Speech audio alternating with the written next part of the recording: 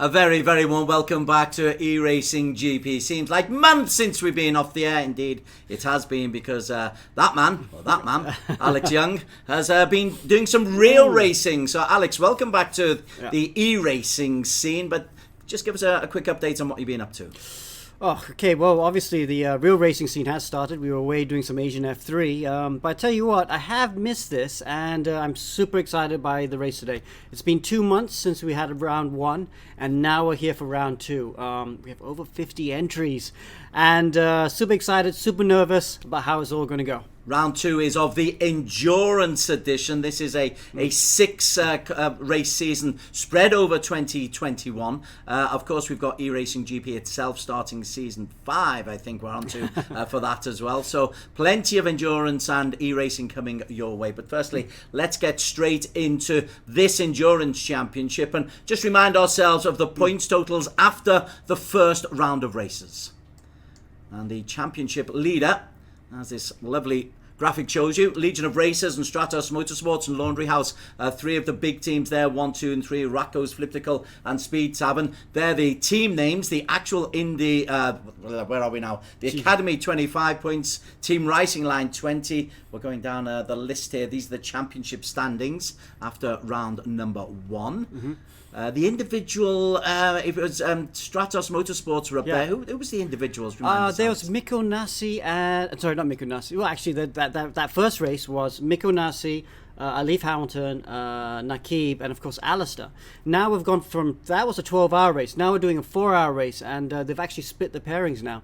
So in that car, that 1-on-1 car, we have Nakib and Aslan and Alif, and in 2-2 we have Mikko Nassi with Alistair Young. Okay, so splitting it around. It's the team that is the important thing, though, in endurance racing. And let's just have a little look at who is entering today. As you say, you've got over 50 starters in the two categories. Let's have a look at the entry list.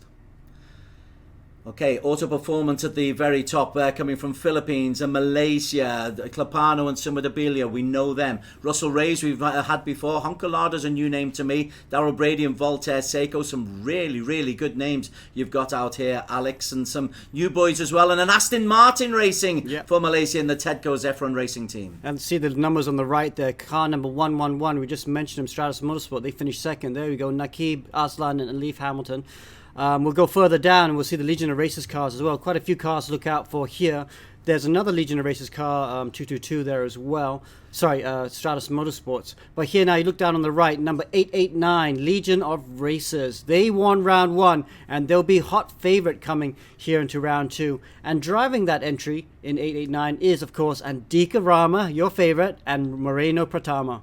That is a strong side. There's some very good, strong entries. Brett Mabry and Terry Rayton coming in from Australia as well. You've got them coming from far and wide. Tedco Zefron in the Merc, team 818. Let's who's in that little group. That is these are the GT4 cars. So Yazid and Ronaldo Julie. So Ronaldo did well, if I recall, in race number 1 in the endurance season.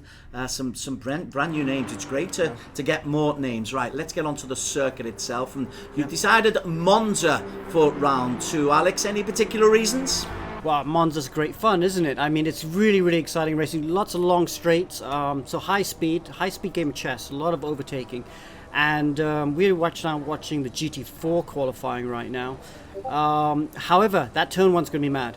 Turn 1 is a really tight chicane, and we always see carnage first lap of turn 1, and I think today is going to be no different. And you've been vetting the actual racers about the what they've got to do, particularly in endurance. You can't take risks early on in the race, can you? Yeah, it's a 4-hour race, but you'd think it's endurance, but these guys are sprint racers. You know, they're flat out every lap. So you will see some guys, especially with 50 cars on the grid, you will see some guys being a bit too ambitious in turn 1, and some guys will get turned around for sure. Okay, we are now on qualification itself. We're on board with Francis Matrio in the the Helicam originally, but Francis Matrio, part of the car number 12, the Philippine contingent. You've got the two categories going on, Alex. So there's championships within championships, and that's important to remember as the race goes on. Yeah. And here we got Matrillo coming down. He is quickest at the moment, you're right. GT4 boys are out right now. They take the first 15 minutes of qualifying before the GT3 boys come out for the last 15 minutes of qualifying. So we've got 10 entries out there. There's actually 11 entries, so one of the cars is not out there. But Matrillo is Sim Racing Filipinas team. They are a bronze driver. These are bronze and copper drivers only. And Francis right now is on pole. He actually missed round 1. And it's good to see the Sim Racing Filipinas cars out there. But Bernard Chan, who did win round 1, Bernard Chan in the Academy car, is not far behind him. Francis Matrillo will be partnered with Aldo Ray Balagran, who's a new driver as far as we're concerned, as you're on board now with Bernard Chan, kart number 21. So Bernard is part of a team with Nicky Lim and Alex Cheer out of Malaysia, and they've changed the car from the Chevrolet to the Porsche. So the Porsche looking very sexy at Monza. It's a perfect combination, you'd suspect, over in Italy. Yeah, it looks very nice indeed. They were playing around the liveries. This car wasn't actually the fastest car. This lineup of drivers wasn't the fastest in round 1. Actually, the Team Uncle cars were quickest, but they had some issues during the race and were unable to win. And it was this car that was able to bring it through to win the round 1. And he's on a faster lap. Bernard Chan is a 10th up at the moment. If you can find another 10th or 2, he might be able to snatch pole position from Matrillo. On the right-hand side of the screen, you can see roughly where they are on the Monza circuit. It's a 5.7 kilometre circuit. We're using the Grand Prix circuit here. There's the little chicane that there's a couple of them on this Monza circuit, and that's safely negotiated. It's much easier when there's no traffic in front of you, isn't it? Yeah, that's right. It is much easier. But yeah, look at them going through Lesmos 1, and now Lesmo uses just the right amount of road there and looking nicely through there. Now Lesmo 2, he's still 1/10 up only. Oh, just uses a bit of the grass and a bit more there.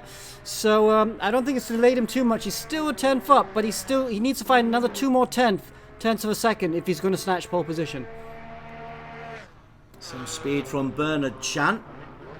Car 21, the Academy is what they are there. We've got different graphics on this game as well, and this dash cam is a very, the cockpit's very sexy. You can see the gears that they're hitting, the acceleration, the speed as he's going into 5th gear down this longest straight as he's about to cross the line.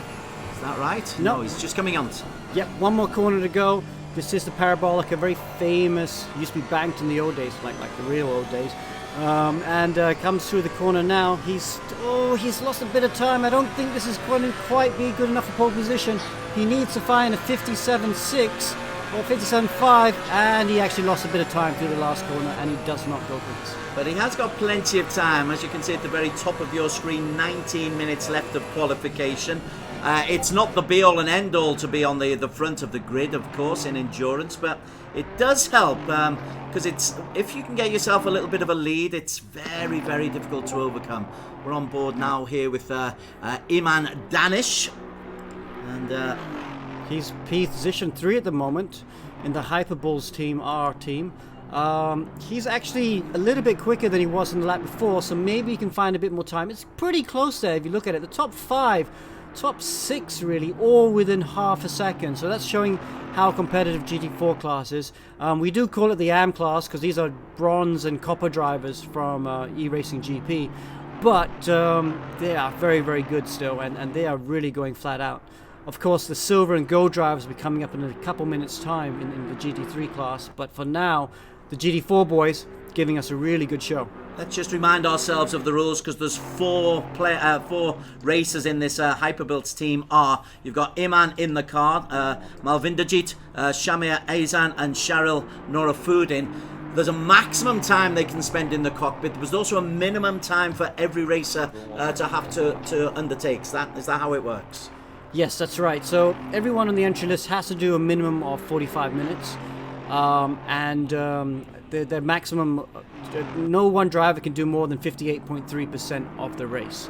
So really make sure that the drivers are evenly spread. But you do have opportunity for strategy because some of these cars can go longer than others on fuel consumption. We do have a maximum stint time of 75 minutes. So it doesn't make it crazy that some of the other cars with the bigger fuel tanks can get an advantage. But I just want to go back a little bit to the action because Chris Chong is on a really good lap. Chris Chong right now in P4, He's in the Team Uncle car. This is the car that was quickest in round 1, but were unable to win the race. I love that sticker. You are too close on the bumper, but he comes through the last corner. This is looking like a really good Des. He's half a second up at the moment. 157.64 is what he is aiming for. If we have a little look as he crosses the line, it is fastest 157.399. Wow, what a great lap for Team Uncle. They were the quickest car in round 1, so can they change things around and actually go on to win the race today? Okay, so he's gone back to the pits. I think that's his job done. He's not really so keen to keep going. We can try and see some of the other cars that are still on track at the moment. Let's go have a look at Iman Danish or Bernard Chance also in the... Oh, they're all kind of sitting in the pit lane at the moment. I think all of them fancy that their chances are done. Kelvin Powell, though, he's still the only GT4 car out on track, along with Razak there. So these two drivers are still trying to improve their time, but they only have a minute to do it. So this will be their last lap before they have to exit qualifying and make way for the GT3 cars. Kelvin Powell currently 6th fastest, more than half a second down. There is Kelvin, bottom right of your screen. Car 717, it's a Malaysian team. Kelvin and Afiq Aizad are a new entry is Kelvin. Great to see him on board. How quick can he be, though, for the newcomers? It doesn't look like he's got the most sophisticated of setups there, Alex, but yeah. It's not doing him too much harm at the moment because he's not too far away from Chris Chong in pole. Yeah, I mean, so some of these drivers have really professional setups and very slick setups at home, but the great thing about this racing is anyone can join, you know, and we are seeing a lot of guys with some very simple setups and still amazingly fast, even with very rudimentary steering wheels, and actually some of them even use keyboards and mouses, so that's pretty special indeed. Well, on that, Kelvin unable to improve on his 6th place, so in the GT4 in the AM class he will start down in P6. And now then on to the big boys, onto the pros, and first out Australia's Terry Rayton. Everybody will get out onto the circuit, 15 minutes to try to get themselves into a decent position. Who else is out there? Oh gosh, they'll be getting out there pretty quickly. Well, we can go to the helicam view and have a look at seeing all of them steam out of the pits. And right now, let's go on maybe with one of the other guys. Let's have a look at the Terry Rayton and see if he's coming out the pit lane. There he is. He is coming out the pit lane nicely. This car finished 3rd in round 1. They were leading. We had a super exciting round 1, didn't we, Des? Where we had, I think, 5-6 different leaders at one point. Yes, this Porsche number 911 was looking really good. But just kind of came unstuck about halfway. Tried to fight back, but I think 3rd was the best that they could do. There is Terry Rayton, racing out of Australia. So you've got to make sure your server capacity is good and the internet connection's got to be good as well, because the Aussies, if I remember, was it Terry's team who had real problems in race number 1? They were doing very well. Might have been the other Aussie team, the other Laundry House team. But we've got to make sure the internet connectivity is good. Yeah, exactly, and it is better. We have got a new server in Singapore taking the load, and you can see the internet connectivity is a lot better for everyone. So kudos to that, to all the team behind working, making sure that this works. Actually, Blue Steel Racing has been a real big help in helping us sort this out. Yeah, it's looking pretty good at the moment. Fingers crossed, though, of course, Des. This is online racing, and just like real life racing, we can have failures, and anything can still happen. Terry is in a 2-man team alongside Brett Mabry. Andy Lawrenson not involved in this. Ooh, look at the traffic. That's difficult. But again, there's 13 minutes to race. But tell you what, Terry's giving this a real go, Alex. Yeah. Talk about traffic. Look at the traffic. Everyone's trying to get some space. It's only 15 minutes, and we got, I think, 40 GT3 cars on track as they try and make it. Oh, the Boneka Racing Merc right behind him. He's not happy with Terry because they've come and taken their space. And Boneka Racing there in the red and white car, the Indonesian team, very strong Indonesian team, compromised. He's using the slipstream to get into turn 1, but now he's going to get turn 1 compromised. Oh, is he really going to look down the inside? He is indeed. He's not happy with Terry at all. And then taking the shortcut over the chicane. Yeah, ruins both their laps really. He'll have to restart again then. 4 hours, lads, 4 hours. But 12 minutes of qualifying still to go. There is time to go back to the pits and restart your laps as everyone fights for a little bit of tarmac. Right, let's have a look at Pippa Bakida. She's another who really gave us a lot of really good work in race number 1. Bakida is part of a race team number 90, isn't it? She's with Andy O'Hara. That's strong. There's no Carl Peterson or Ryan Houlihan. I think that's the team who had the problems with the server in the first race. That's right, and these were the team to beat. I mean, they were in the middle still in the race. They were sometimes lapping half a second quicker than anyone. They did get fastest lap of the race, but they were disconnected. They were able to reconnect, and I think they finished just outside the top 10. Correct, so yes. They did score some points, yes, thankfully. But yeah, really, the win was theirs to have in the last race. So, you know, the McLaren in their hands is very quick. Let's see if they can change it around and win the race today. Here is Bakida. Currently hasn't set a lap time at the moment. Andrew Kochelosis just has done. Who is there? So Bakida on this circuit, coming round to the final corner now. We're up Monza, let's not forget. Let's see what kind of pace she's able to put out in qualification. Oh gosh, she's overcooked it there a bit. That will cost her a bit of time. Not too bad, I think. Maybe just a couple tenths as she makes the drag to the line. Couple tenths if she's lucky, half a second if she's unlucky. P4. P4, so that's not a bad lap time, but there's definitely some time on the table there. She can go quicker. Have a look who's P1 though. Have a look who's P1, 2, 3. They are familiar names for those who's been following e-racing GP. Alif Hamilton, 3-time sprint race champion. Dylan Tam, 1-time sprint race champion. And Dika Milana, one of my favourites. We're on board with Muhammad Alif Hamilton out of Singapore. Wow, and he's even on an even quicker lap. He's 3 tenths up right now, so he's going to go even faster if he can keep it nice and clean at the moment. But he has got traffic ahead of him. Will this traffic... Oh, yeah, this traffic's definitely going to affect him. Shuhaimi there in the Bentley just in front of him. That's... Oh, let's see how he goes. If Shuhaimi gets some moves on through Ascari here, he might not hold on off Alif, and he gets out of the way. Very nicely done. But I think Alif was distracted because he did lose a tenth through there. It wasn't quite as quick as he could have gone. Now down to the last corner. Let's see what he can do. But I tell you what, also Andika Rama is on a great lap behind him. Alif will improve as he goes through this last corner. So this will be a good lap from this will be an improvement. We need to watch Andika Rama. Here he is, Andika Rama now coming through the last corner. This will be good enough for pole if he can get a nice good exit out of the last corner. Andika Rama, Milana. Let's have a look overhead. Andika currently in P3 and suddenly P1. A 1:47, 1:12. Dylan Tan has also gone pretty quick as well for P2. Ali from 3 and the Filipino team. Alexis Clapano, car number 1 in P4. Should we have a look on Alexis, Alex? See how the Filipinos are doing? Really great job in the Ferraris. Ferrari's looking very quick today, but yes, I think he's abandoned his lap. He'll reset, put some more fuel in the car, put some more petrol in, and then go again.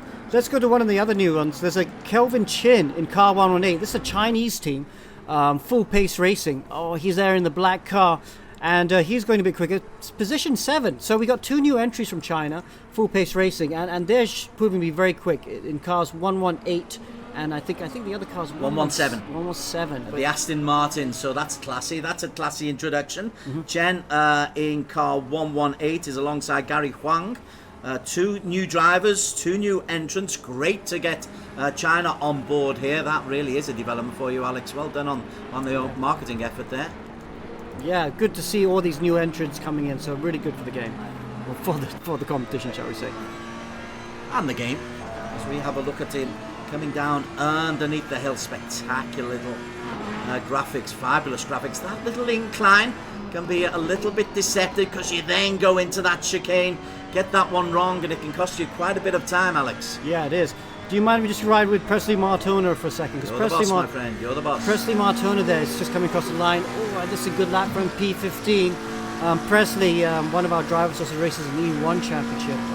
Running a new team actually for us in the E1 Championship. This is JMX Phantom, top Indonesian team. Is he going to go for another lap? Let's try and run on board with him, shall we? Oh, gets a little bit wide out turn 1, decides it's not good, and he's going to reset as well. So let's go to someone else then. We saw Philippa. Who else could we go for challenge for pole position that might be coming on for good laps right now? Terry Rayton, I mean, the Aussies are worth. Fadli Rakhmat can be quicker. Shall we look at Mikko Nasi? Yeah, Let's see if Mikko he's Nasi, going yeah, on. he's kept quiet, huh? Yeah, let's just see if we can find Mikko Nasi, because he's not where he is. He normally should be a bit higher up. He was in the winning car the last race, so he's on a good lap right now. He's just gone through turn 1 and 2. Let's ride on board with him, and we'll talk about the whole lap, shall we? So he's just gone through the first chicane, going through turn 3 now. He's actually a 10th up on his lap time, so this will be a slight improvement if he can still continue to find tap time. Brakes at 150 meters into the second chicane. Oh, that looks just right. Carry some throttle. Ooh, nice and hard on the power. Good exit there. Very good second chicane for him. Now into Lesmo 1. This corner requires full commitment. Looks like he got it just right. It looks quite nice and calm actually through there. Second Lesmo now, this right-hander, very super important corner. Super clean through there for Mikko Nasi. He's found a bit more time. He's actually half a second up on his previous lap time. So this won't be good enough for pole, but it should put him into the top 10. Now this long drag up to Ascari. Ascari then, this left chicane. See how much time he can carry across here. Nice use of curbs there. The Ferrari is good over the curbs. That's why a lot of people like using it. And then through Ascari again. Nicely done. Found another 10th. He's now 6/10 up on his lap time. Getting closer to the top 4, but I'm not quite sure he's close enough. One more corner to go though, Des. This is the Parabolica. Lots of people have overcooked it here in qualifying with watching, but no, that looks just about right for Mikko Nasi. Now he has to do the shortest distance to the line. He gets over to the right. And yes, this would be a good lap time. Should get him firmly into the top 10. He was 1 second now. Top 8. He's 4/10 down on Fadli Rakhmat. Look at that. Indonesia 1-2. Fadli and Andika Maulana. Car 33 and car 889 respectively. But Indonesia, I tell you what, I do like it when the Indonesians get on board with us, Alex, because they are exciting racers. And there is Fadli Rakhmat, car number 33. He is alongside Avia Baha, who's a new entrant for us in the Mercedes. All very nice. Yep. Fadli, a very fast time, Alex. Wow, really good there. And look at this, the branding there. This is the JMX Phantom team, like we were just talking about. He's teammates with Presley Martono. Very top team. Very professional setup in Indonesia. A bit surprised they've gone with the black livery. Maybe the livery's not in the game. Well, that's a shame then if we're not going to get his colours in the game. But this is the JMX Phantom car. And you can see he's at I think that must be his office. I'm not sure he's at home. And it looks really good. So he's on an outlap again. He's going to see if he can improve. He's only 300ths in front of Maulana. And it really looks like the Mercedes is the car to have at the moment. Top 4 of them, all Mercedes cars. Although Alif has just gone a bit quicker. And he's just displaced Dylan Tan in 4th position. So Fadli, as you say, there is Alif in the first of the Ferraris. Yep. Kelvin Chen, as you said, it's worth seeing how the new boys from China are able to cope with e-racing GP. You're on with, we're on board with Alif. Bottom right of your screen, you've got Alif and Fadli Rakhmat in the same screen. Fadli is the pole sitter at the moment. Alif is chasing that in P4. 350 left in qualification, and have we got a little bit of rain coming in there? Track temperature, optimum wind. No, it's rubber being left on the track. Yeah. But there is a potential of rain. This game allows for rain to come in, and we saw how that absolutely dominated the opening endurance race, if I recall. Yeah. So Alif is a 10th down on his lap time before, 2/10 now, so I don't think it's going to be good enough for pole position, though he is trying. It is interesting to watch the car behind him, which is Wakos Racing, Wakos Flip Table Racing. Whoa, Maulana's just gone and taken pole position. So you see, yeah, Maulana in the Legion of Racers car, race 1 winner on pole at the moment. But I'm a bit surprised we're not seeing anything from the Wakos Flip Table Racing, top Hong Kong team in P20 right now. Let's see if we can watch them on track. Just not quite having the pace. They did finish in P4 at the last race in round 1. Here he is coming through Parabolica. This is an improvement for Yat Lam Law. Yat Lam Law is a really top driver. He's raced in GT Sport Nations Cup several times, represented Hong Kong. Really one of the best straight drivers in the world, especially in GT Sport. He's not too bad in Assetto Corsa either, as he goes P12. Yeah, he just improved by a couple of tenths of a second on his fast lap there, but you're quite right. In the BMW doesn't seem to be right, but the Merc's in 1, 2, and 3. Bakida just gone fastest, and you should be worth keeping an eye on. And absolutely quite right. This Aussie team, the Laundry House Endurance side, Bakida in the easy to pick out sky blue colours. I took my eye off her for 1 second, and look at her, Alex. She's posted a time 1,000th of a second quicker than Andika Molana. Yeah, that's a really good job. 100, sorry. Wow, so look at that. What is that? That's top 7 within 2 tenths. That's how close it is. That's going to be so close for all the teams and drivers. They'll be looking there going, wow, if I can just get the perfect lap, I can put it on pole position. So good to see Waco's flip table up there. Let's see, we're running down there. We're running out of time now. We're not really sure. Actually, Kim Long is on a faster lap. This is a faster lap, but he's got a bit of traffic right now. If he can clear this traffic, wow, he's 2 tenths up right now. If he can keep this lap clean, it will be good enough to get to pole, I reckon. But he's cut off by Hakimi. Mika Hikami cuts off and then he goes wide. Such a shame for King Long Lee. For Lee Kong Lee, because that would have been good enough for pole. I feel he was 2 tenths up before he got held up by the McLaren, but of course Hakimi didn't have to get out of his way, because Hakimi was also going for his qualifying lap. He had every right to be fighting to try and stay out there. 1:46.9 is the target. Is it going to be there for Kim as he comes through? It is a... No, not quick enough. Improvement. He was caught up. We caught the trouble. But Dylan Tan is on pole at the moment.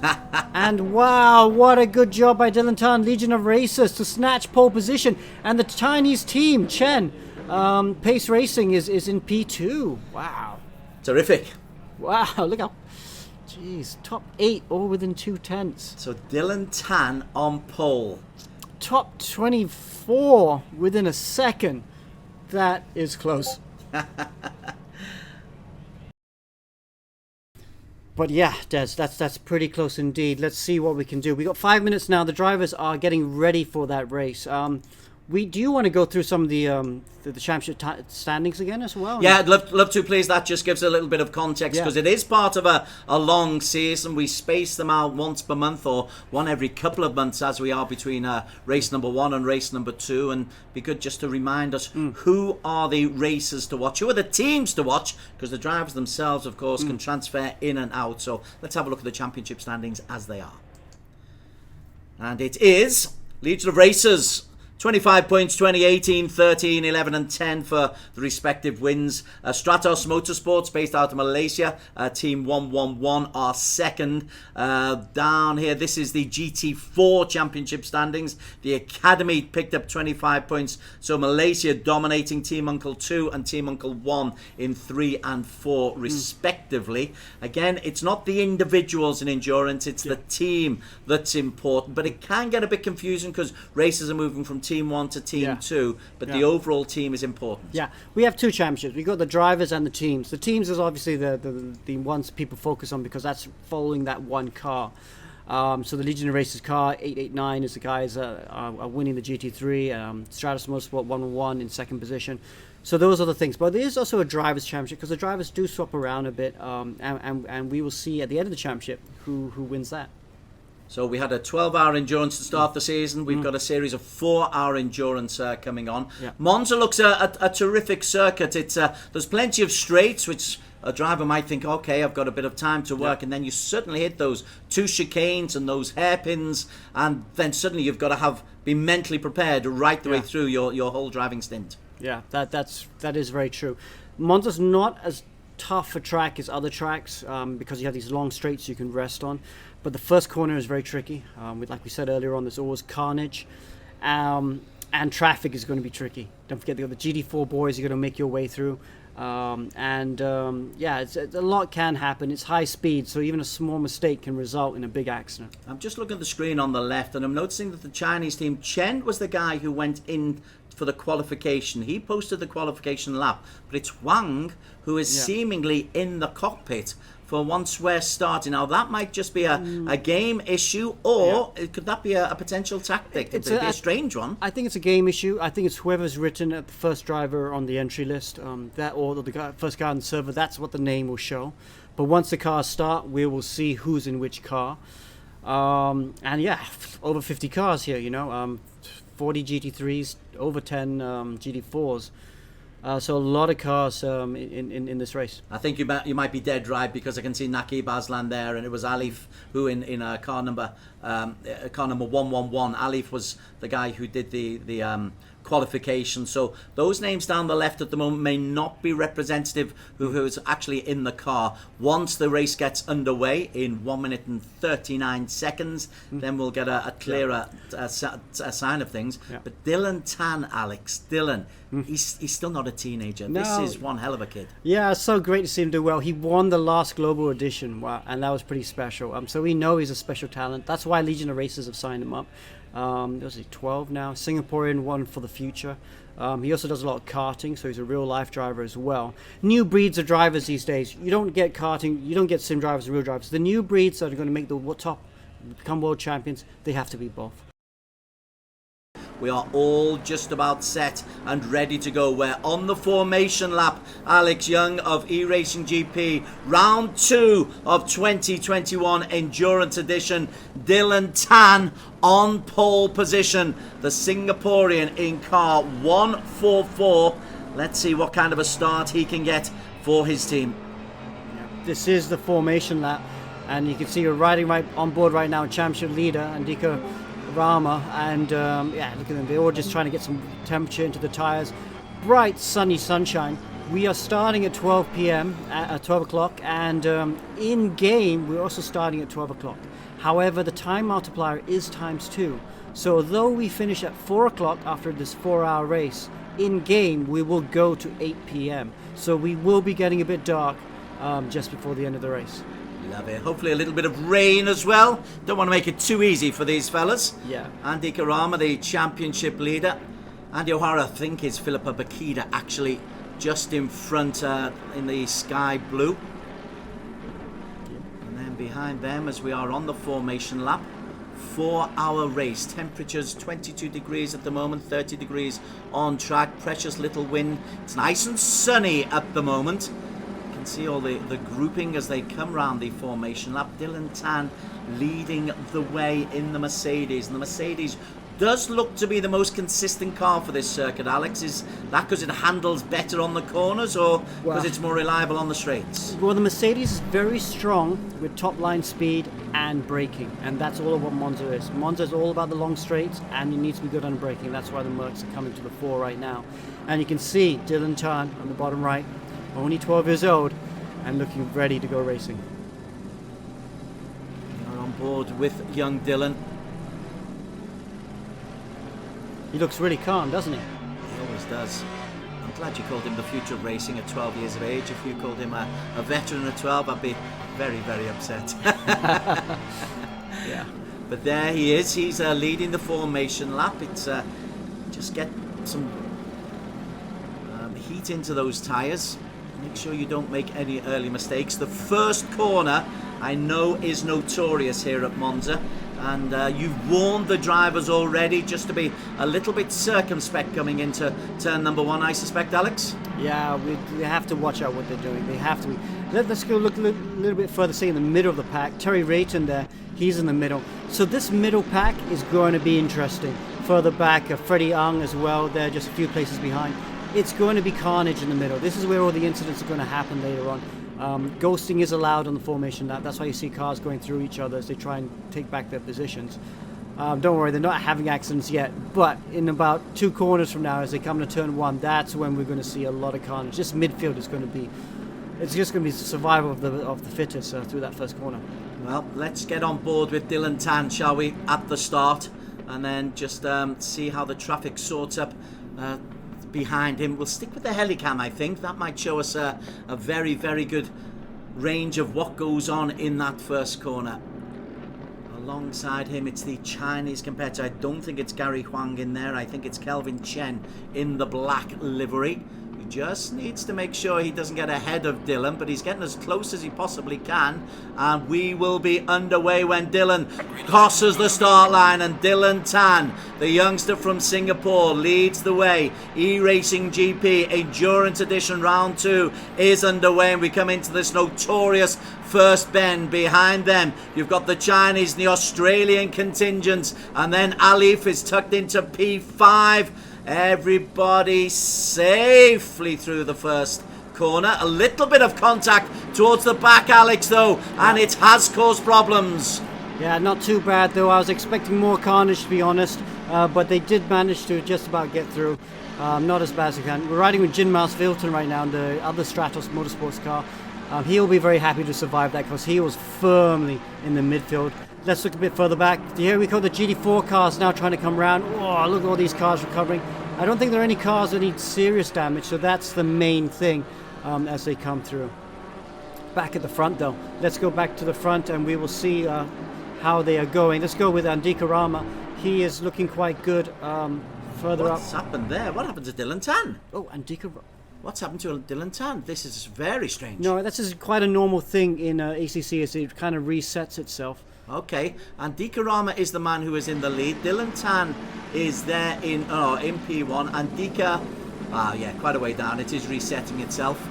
But Dylan Tan, wow, he's got off to a terrific start. While we were looking at everything that was going on behind him, he has just sped away and has got himself a 1.2 second lead very, very early on. Wow, he's setting quite some pace there, Alex. Yeah, he is. And we look a bit further back as we see the other guys come through the line. Gary hung there in second position. But yes, Milana's disappeared at the moment. He's gone back to the pit lane and we're not sure why. That's a disaster for our championship leader. Talk to me about Gary Huang. He was not the guy who was in the car for the qualification lap. They have made that change, the Chinese team. Yeah, but he's got O'Hara all over the back of him. O'Hara also just changed it over, so he didn't qualify, but there he is in starting the race. Oh, as they get a bit racy through the corners there, you got Lee there trying to go around, and it does make it past Fadli Rahmat. And look at that, Fadli Rahmat is right behind him right now, with Alif Hamilton right behind him as well. Well, the big mystery is what has happened to Andika Rama Malana. He is still in the pits, Alex. Wow, so he must have got disconnected. So let's see if he comes back in at the moment. Back at the front, though, Dylan Tan there looking quite comfortable at the moment. Gary Hung there in second position. I want to see the battle that's going on right now for position 4, please. Long Lee has got a good battle there with Fadli Rahmat there. And look, Alif Hamilton there. Oh! Rahmat there gets a bit sideways out of Lesmo 2. That's going to allow Alif to come back at him. But the Merc is so quick in a straight line. You have to say, the Ferrari, the green and blue Stratos Motorsport 111 car is just struggling to close the gap down as they come into Ascari. So through Ascari, we are on board here with Alif Hamilton, Mohammed. We call him Hamilton. He calls himself Hamilton. His real name is Mohammed Alif. I should not forget that, but Fadli Rahmat in front of him. This is in P6. Up at the front, Alex. I just need to go back to the front because Dylan Tan has established a 2-second lead over Gary Huang, and we're just through lap 1. Yeah, he's doing a great job, Dylan is. And look how calm and composed he looks. He looks like he's really calm there. That's perfect. He's just 2 seconds in front right now. Still a long way to go, of course. This is a 4-hour race. He'll have to manage the tires, manage the fuel, and make sure that no errors happen. But it's perfect for him because in P2 right now, you can see there's a train of cars, and they're all fighting each other as they try and get closer to the leader. So this is P2, Gary Huang. Great to see the Chinese making an entrance into E-Racing GP. More would be welcome.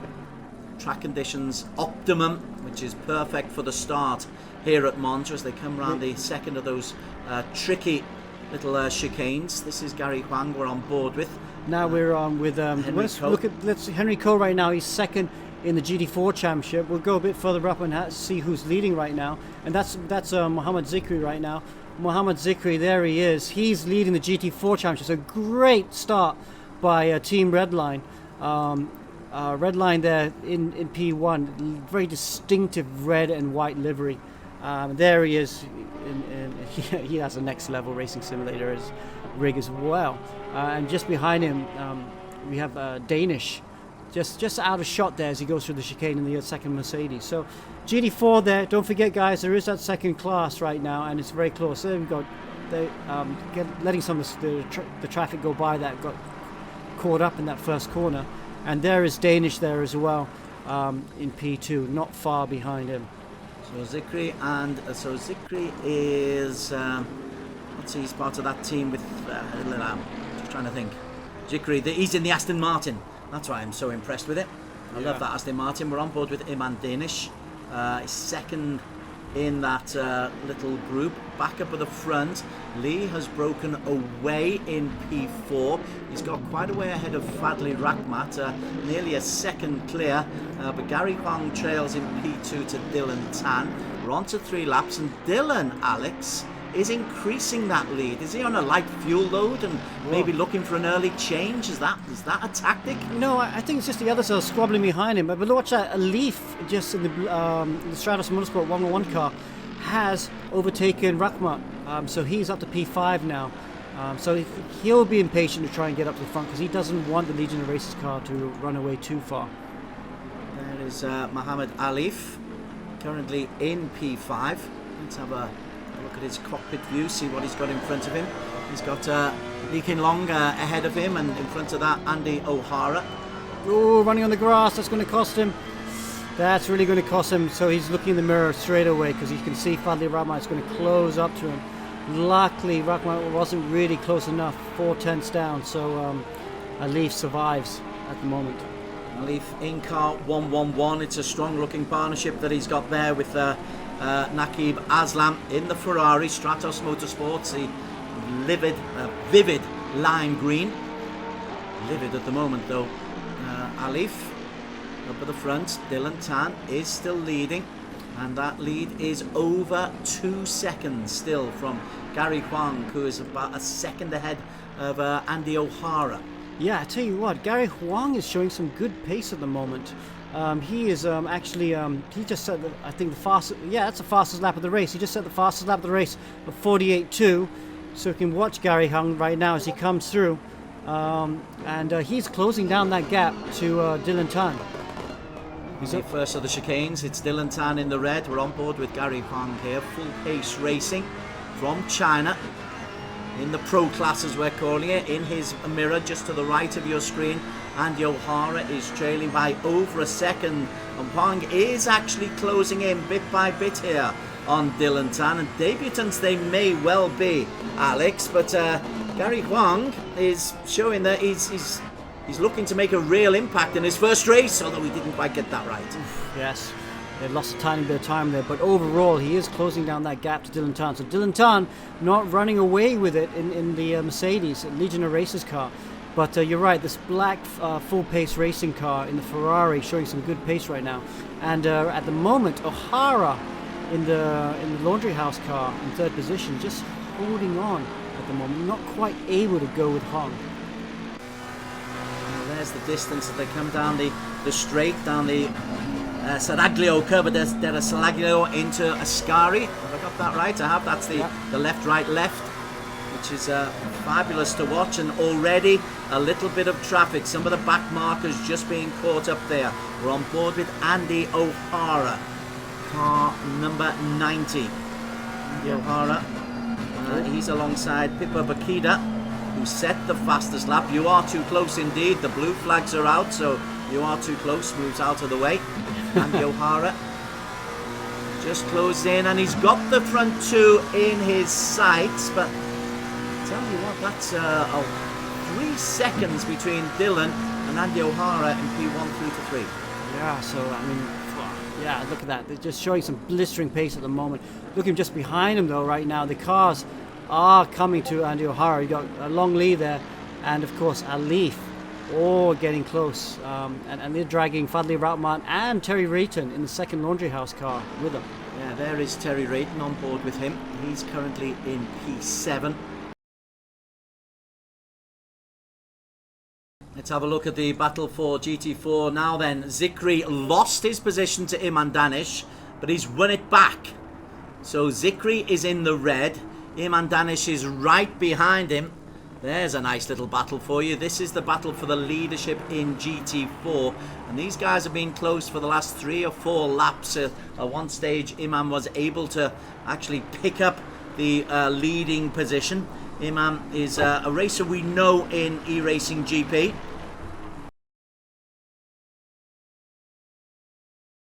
To be on board with. We have to go back to the front though. Look how close it is getting for Huang and Dylan Tan for the race lead. Ooh, wow, that is as close as it's been.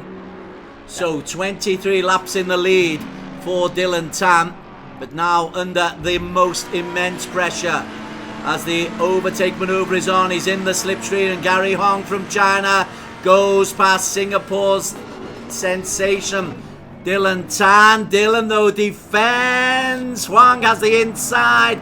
Can Huang just push him out? The answer's no, not at the moment. So Dylan defending for his young life. Yeah, and there was contact as well as they went through the chicane. Whoa, this is tasty moments for both teams at the moment. Legion of Racers there. Tan there. Will he cover the inside? Is Huang going to dive down the inside? Oh, he thinks about it, doesn't he? He does think about it, but decides to just stay there right behind Dylan Tan. And traffic to complicate matters. So Dylan has got to negotiate his way around the traffic first. He goes on the inside. Gary Huang just shadows him ominously. Gary, who at one stage was 2.5 seconds down, has just eaten into that lead. We're now 45 minutes into this 4-hour race. So about 20% of the way through, which is quite a significant chunk when you think of it. As they come down to Ascari. And Tan is going to get blocked by Khalif in the yellow Aston Martin just ahead of him. He's going to get slowed down. And look at that good exit by Huang. Oh, this is the battle for the lead, everyone. And oh, there we go. Huang looking down the inside. Goes to the outside. Will he try the dive? Ooh, I thought Dylan Tan thought about defending. Did the right thing, though. And didn't defend. Huang is super aggressive here. Around Parabolica. We are coming into the start of lap 25. Perfect position for Gary Huang. The China racer is going to take the lead for the very first time in this race.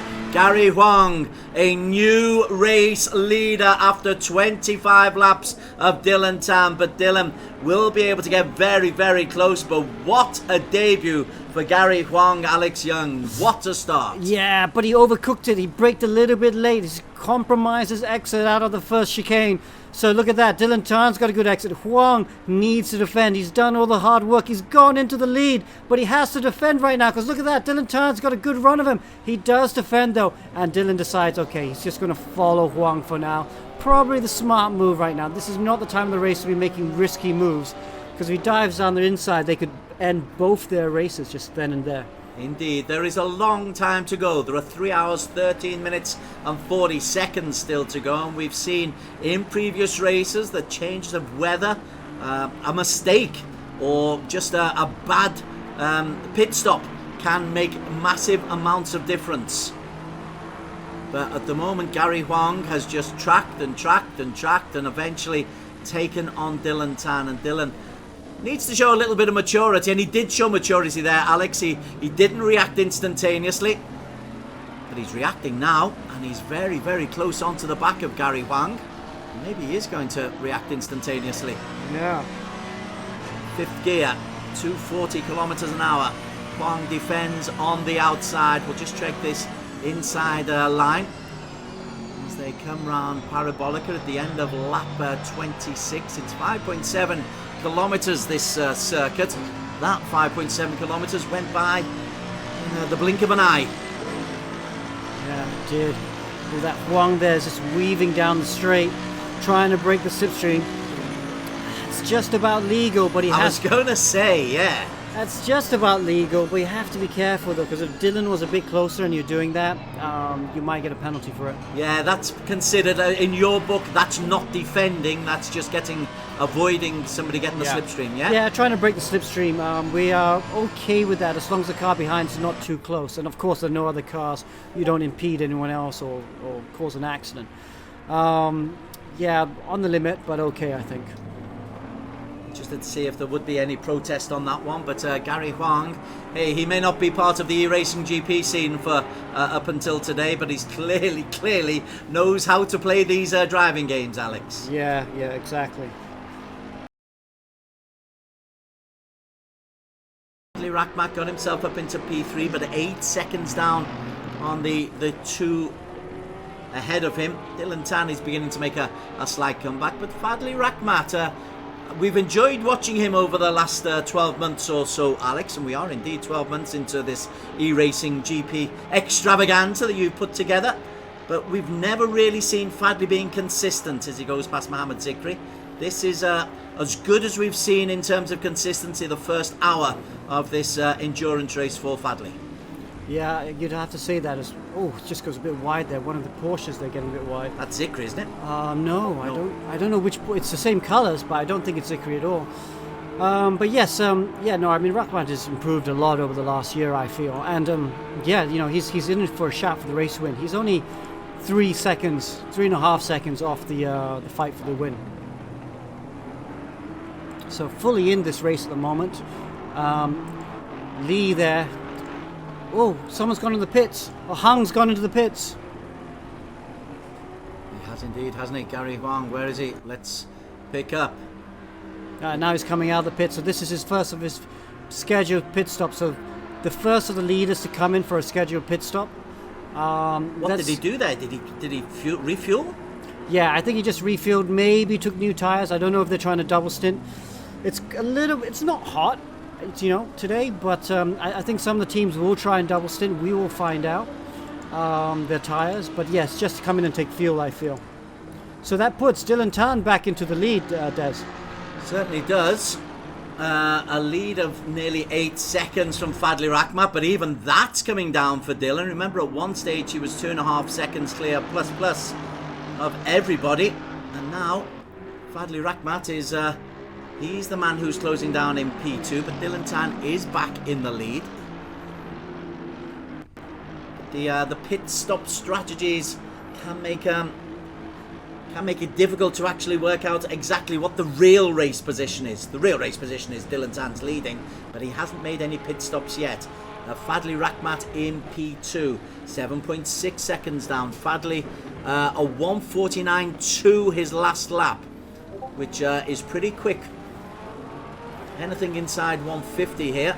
Yeah, and O'Hara, despite that spin, has managed to catch up. Remember that spin between Lee and O'Hara? Yeah. Where they had contact? But look at that, that was at the beginning of the straight, so he lost a lot of time, good 4 or 5 seconds. But he's managed to catch right up to Lee. And I wonder if Lee's going to defend very hard now, because I think O'Hara is going to be very annoyed with having been tapped into that spin earlier on.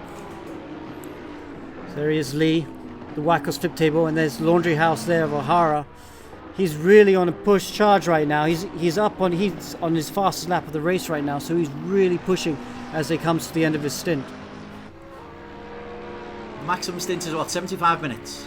Yes. So another 15 minutes, 14.5 minutes allowed. Mabry has already changed. Yep. Lee hasn't. O'Hara hasn't. And just a bit of news, Clapano's just gone to the pit stop as well, so he's coming out of the pit lane as well. That allows Muhammad Alif to come up to 5th position, I feel. There he is. And so all the pit stops are happening now. And is it Clapano who stayed in? Are these guys double shifting? Does look like that's the way. Clapano in 16th. He did the first stint. Looks like he's going to do a second stint as well. So take him up to an hour and a half. Maximum 2.5 hours. Or 58%, isn't it? Yeah. What's 58%? 2.5 hours. Well, 140 minutes. Okay. There we go. O'Hara's into the pit stop. All of them are coming to the pit stops. They're all trying to change at about the hour mark right now. Dylan Tan in there as well. Triple L, who's a lap down. Alif has stayed out. That's interesting. He's going past Dominic Ang.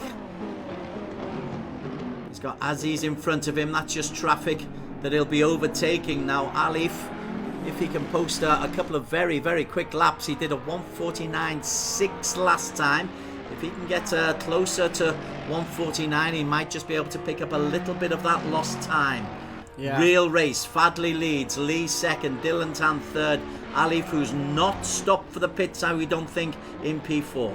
Yeah, there's Alif in the background there of this last shot. But this is the race leader right now for Fadli Rahmat there. He is in the lead, and okay, the car right behind him, the laundry house car behind him, is being lapped, so he's not a factor. But behind the laundry house car, you can see Lee is right there in third position. So Lee is really closing down the gap.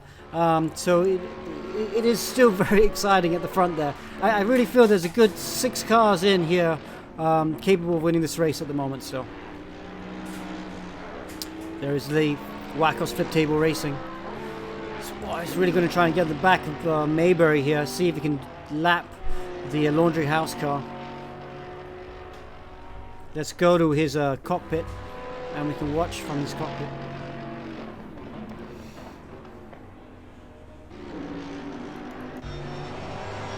Maybury ahead of him. But Maybury is a lap down. Let's not forget that. They were the first to pit. Lee's not pitted, no? No, Lee's not pitted. 2 seconds down on Fadli Rahmat, who leads as we are now into the second hour of this 4-hour race.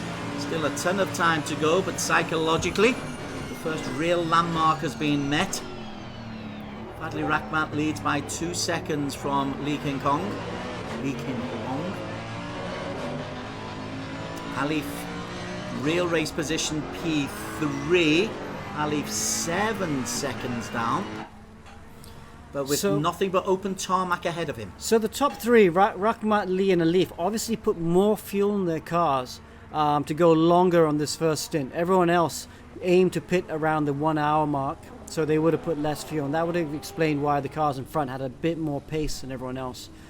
But yes, Alif just running he's not driving very well at the moment. I think he's struggling with the car because he had a really good first chicane on this lap, and then he made another mistake at chicane number 2. So Alif having quite a few mistakes right now. Maybe the tire pressures are not set quite right. It is crucial to get the tire pressures right in this game, just like it is in real life. If you get them wrong, that can cause you an issue. Just stick with him for the rest of this lap. If he can get close to 1:49, he will have made a chunk of time up. He needs to be in the 1:48s though, because that's what Lee King Long and Fadli Rahmat are posting. Alif, he's 1:22 at the moment. Nice clean track ahead of him.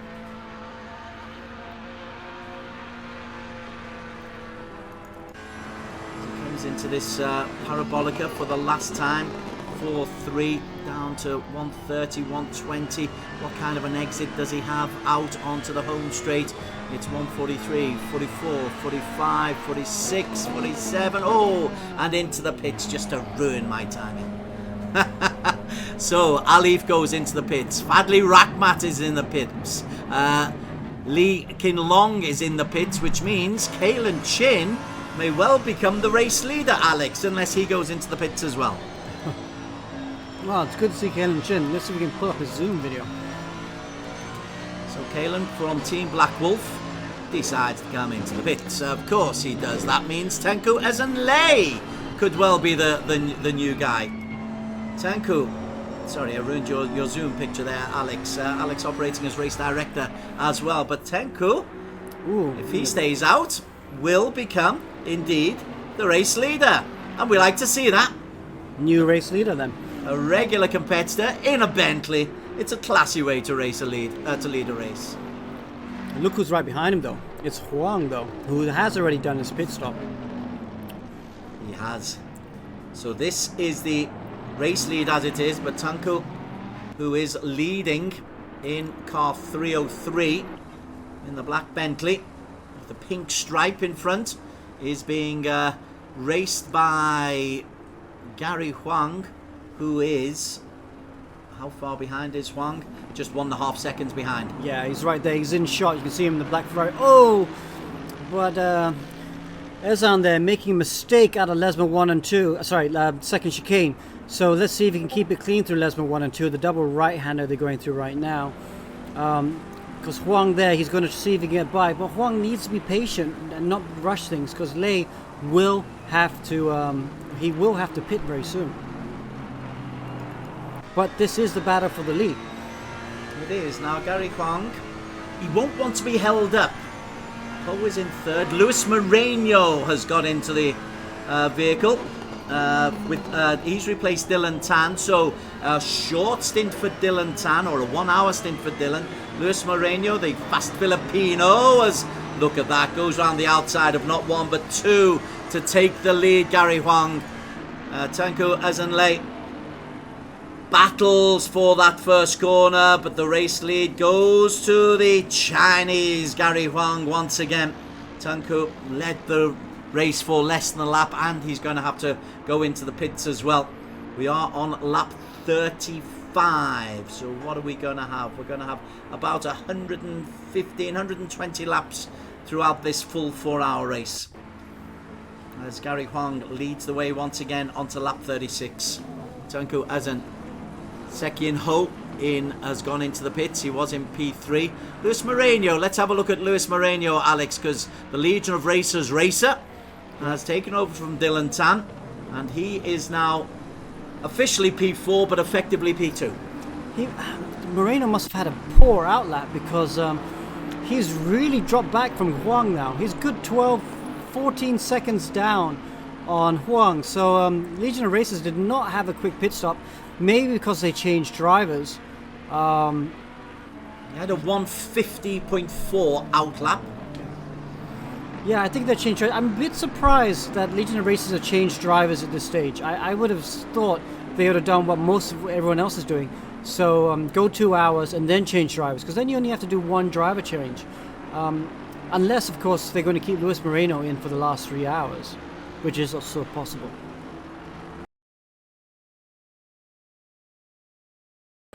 Yeah, I mean, we keep saying it, still a long time ago, but the team bosses there will be, of Legion of Racers, will be telling Moreno, listen man, let's see if we can find just a little bit more lap time, because look at that, got Rahmat all over the back of him. Fadli Rahmat looking really good indeed. This is for the battle for the second position, and we can watch him. Let's look at the cockpit view, shall we? Indeed, let's look at that as they come into Parabolica. Luis Moreno defends on the outside. Little bit of a touch. Moreno spins. And Moreno was caught by Fadli Rahmat. The stewards will definitely have a little look at that one. Yeah. Fadli Rahmat in P2 at the moment, but Luis Moreno bumped out of P2. So what sanctions might we expect, Alex, without putting you in a judgmental situation? Well, very careless, I think. I think Moreno caught him out because Moreno braked quite early. But still, it's on the onus of the attacking car to do it safely. And he tried to go to the outside to avoid him, but still the contact was made.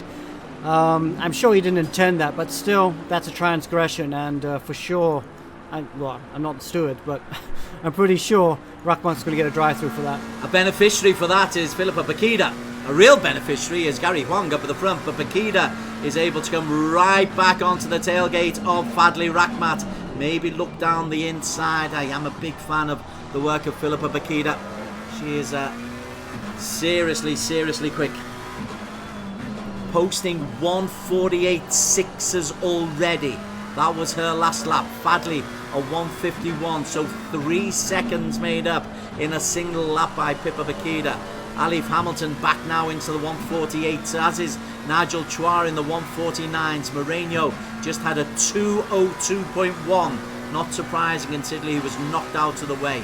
Gary Huang also in the 148s. Gary Huang's lead, Alex, 18 seconds. Wow. 18 seconds. So second and third place coming together really helped Huang. It helped Bakida as well, who's now in 3. And of course Alif, who's now up to P4. Moreno all the way down to P7. What a shame for the Legion of Racers car. No. And it's such a shame. There he is. And now he's got Clapano all over the back of him in the Sim Racing Filipinas car. 1.25 hours gone. Track Temperatures still 30 degrees, been unchanged since the very start. Very little wind out there. Little bit of cloud coming in the next 15 minutes or so, but no rain yet. We want rain, we want rain. Yeah, we'll see. But this is actually a battle with the Filipinos, actually, because Luis Moreno was seen as a top dog from Philippines in the Legion of Races car. And then, of course, Clapano is from Philippines, and he's in the Sim Racing Filipinos cars. He goes down the inside into T1. Yeah, again, Moreno seems to be struggling for pace. We saw this, even though this car, this driver won the race in a different car at round 1. We saw at some parts of round 1 that he just struggled for pace a bit. And Moreno, well, let's see. He's coming back at Clapano now. He's getting the slipstream. Will Clapano defend the inside? Yes, he does. So Moreno goes to the outside. Will he look at it? Yeah, no. Decides to just... That would have been a high-risk move indeed. Oof. But then GT4 car almost kisses him at the back there and survives for now. Wang, Rakhmat, Bakita, Alif, Chua, Jonathan Wong. The differential, well, quite significant. We're on board with Philippa Bakita. Iman leading the GT4 battle in. Look at that. He is Iman Denish is in 37th place out of that. Mabrian Rayton in P13. Dominic, the Ang brothers in P14. Tunku and Gary Ang in P15.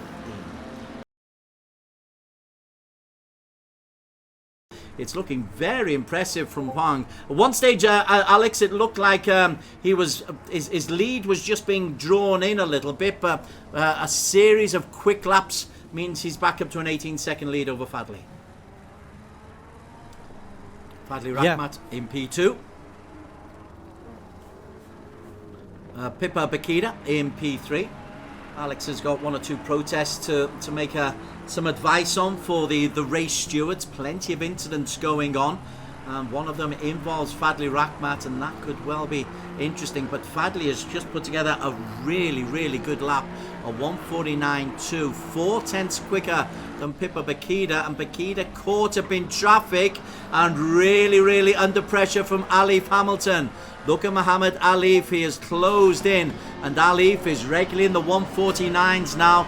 I heard Alex allude to the fact that he's got his tyre pressures sorted out on this second stint that he's doing as he goes 240, 250, 260 kilometers per hour on the overboost. Sixth gear, they go past Balugalam. Bakita in his sights, Kuseni and Hakimi holding them up as they come round the Ascari chicane. Forced wide, and Alif has just tipped Bakita, and Bakita goes off. Wow, what a big moment that is. We are on board with Bakita, but Alif Hamilton has got ahead, and Alif is now up into P3, Bakita P4, and I reckon Alex may well be called to adjudicate on that one as well. I think that one will definitely be a penalty for sure. I was just looking at the steward's report, and it looks like Fadli Rakhmat will get a penalty for when he tipped. I can't remember who he tipped into a spin. I think he tipped Moreno into a spin. Yes, Moreno, absolutely. Yeah, and that's a bad move by Alif. He knows it. He knows it. I think it was just a bit too aggressive. He'll get a drive-through, I think, for that as well by the time it goes through. But wow, Bakita, they're so unlucky. Got tapped by Lee into a spin earlier on, and I think Lee's getting a drive-through. That car, number 939, will get a drive-through for that. And you can see the drive-through for Fadli Rakhmat there at the top there. So that he's serving that, and I think Alif's going to get a drive-through as well for that. Alif, bottom right of your screen, he looks guilty, doesn't he? He looks like the accused. Yeah, he does. How do you plead, Muhammad Alif? Guilty, Your Honour. Okay, your penalty is possibly a drive-through. Fadli Rakhmat has a drive-through to serve as well. What that means is that Gary Huang's lead is now approaching 20 seconds plus, because Fadli and Ali both got drive-throughs, which means that Nigel Chua is 6 seconds down on Ali. Gosh, Gary Huang is going to put in a huge advantage to his co-driver when he makes his change. Yeah, it's sterling job by Huang, really. I mean, I said at the beginning of the race, I thought he was over pushing, but he's been super consistent, super steady. He's had this level of intensity all throughout the race. He hasn't been taking it easy, and it's actually been the drivers behind him making mistakes. 2 hours and 12 to go. Gary Huang has put in such a sterling performance so far, after Kelvin Chen had posted the second fastest qualification time. Let's not forget that one. Muhammad Alif, he's got Naqib Aslan to support him, so that's a very strong team as well. As for Nigel Chua in car 49, if and when Nigel hands it over, he's got 3 other colleagues, Mohammed Afi, Kelvinder Singh and Ivan Anastas, who is a debut to the e-racing GP circuit, so that'll be a difficult one for them to maintain. Makeda in P4, well, she's a fine racer, but has twice now been clipped from behind and had her wings clipped. But she's got past Jonathan Wong. Yeah, that's one thing. Jonathan Wong was in P4. Makeda has got ahead of her. And Makeda has now got her eyes on Nigel Chua. Yeah, this is going to be a good fight. Oh, it looks like it's going to get a good exit out there. We should go to the cockpit view. And yeah, look how close they are. Makeda, so this car's been hit a couple times and been put in spins twice. Once with a Hara and now once with a Makeda. And that car will not be running so well anymore. It'll be affecting the performance of the car, be affecting the straight line. If they can still finish on the podium, it'll be a great result for this car. They have got more pit stops to come. How easy is it to correct damage in the pit stops, Alex, in the game? It was quite a bit of damage on the front of that car. I would say it's going to be costing him maybe 5-6k down the straight for sure. But to fix that, it's going to cost 20 seconds, 30 seconds maybe more. So drivers tend not to fix cars. If this is a 24-hour race, maybe they might, if it was the very beginning of the stint, but very beginning of the race. But 4-hour race, you just lose too much time. She's got Nigel Chua in her sights, though. Nigel, he benefited from Makeda just being edged out. Makeda, though, what's she lapping? 149.3s. Yeah, she was in the 148. You called it exactly right. Her lap times have been affected by the damage to the bonnet. She can't get close enough to Nigel Chua just at the moment to make the overtaking manoeuvre. The chicane always slows people down. Oh, look at that. Makeda goes on the inside, taking advantage of the back marker. Nigel Chua was pushed so far wide, Alex, that it's cost him a place. And the blue flag, although it was being waved, I'm not sure that's the back marker's fault. I don't know how they can get out of the way on the chicanes. Yeah, exactly. This is part and parcel of the GT racing. So Makeda now back into a podium position to P3. I really hope, as a neutral, that this car does well. You know why? Because they should have won race 1. They had such great pace at Barcelona. And now they've been hit twice. But in Barcelona, they didn't finish the race. They finished just outside the top 10, because they got disconnected. So here it would be nice to see them rewarded with a podium because they are a top team. Well, this is interesting. Nigel Chua has immediately made that time back on Pippa Makeda. Yeah. And Nigel didn't get the best of exits there, but may well think that he might have a chance as they come down the home straight going into the 61st lap, because Makeda's lap times are 149s. Gosh, they're still good lap times, 149s, despite the damage. Sorry, I called that wrong. This is the first chicane, isn't it? We're on to Variante della Roggia, onto Curva di Lesmo coming up here. Now the exit out of Curva di Lesmo is where Nigel Chua will hope that he'll be able to get a good exit and get onto the slipstream of Pippa Makeda. Has a small moment. Yeah, Makeda, don't forget, is slow down the straight. You can see that it doesn't have the top end speed that the McLaren normally does. I think it's because of all the damage at the front of the car. So she's going to be vulnerable, and Nigel Chua is going to fancy his chances of taking back the place. Once again, they take that sharp left and then the right. Back markers coming in. Makeda still lapping pretty quickly as Nigel Chua loses a bit of time once again. Maybe just trying to push a little bit too much, and Makeda has actually taken 0.3 of a second out of Nigel Chua. He flashes the headlights. Get out of my way. Car coming through. I want to get close. Has got another drive-through penalty.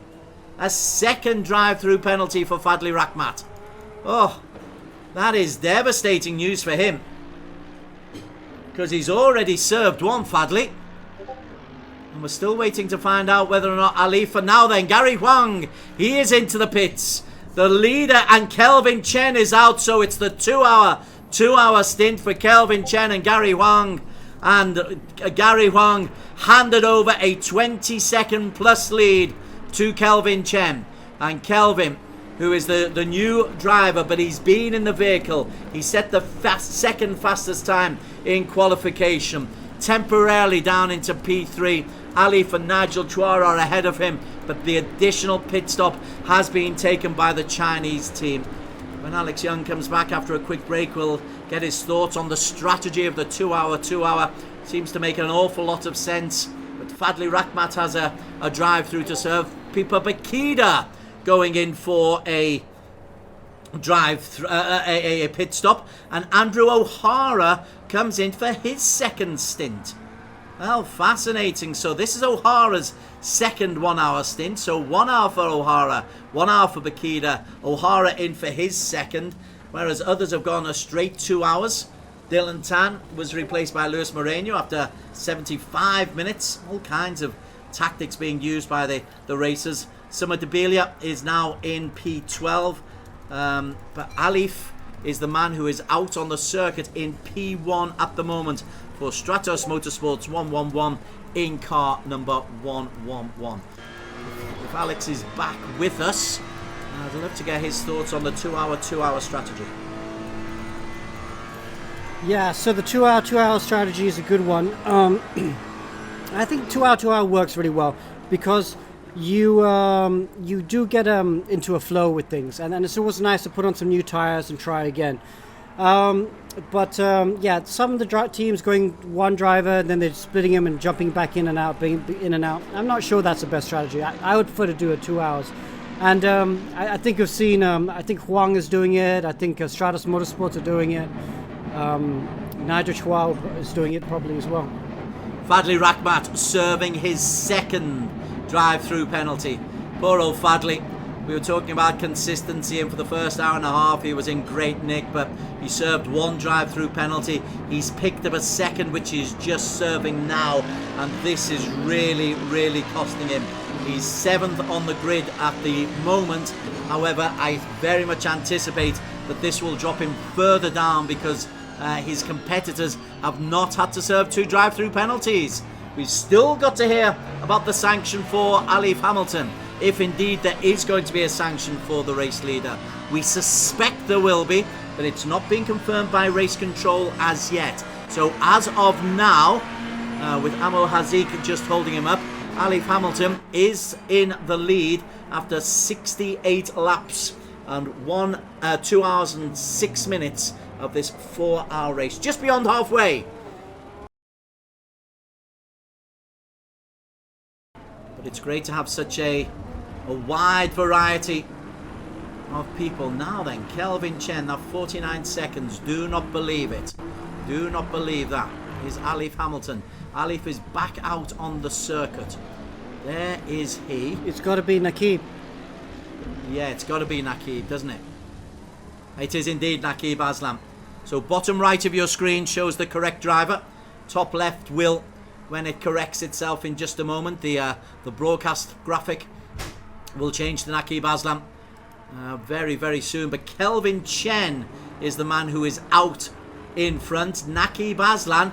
Alex, it's only 12 seconds, but there's still a drive-through to serve. Have I got that one right? Nakib must still serve, we believe, what will be a drive-through penalty for Alif Hamilton. Yeah, the stewards haven't applied the penalty yet, or they're still debating it.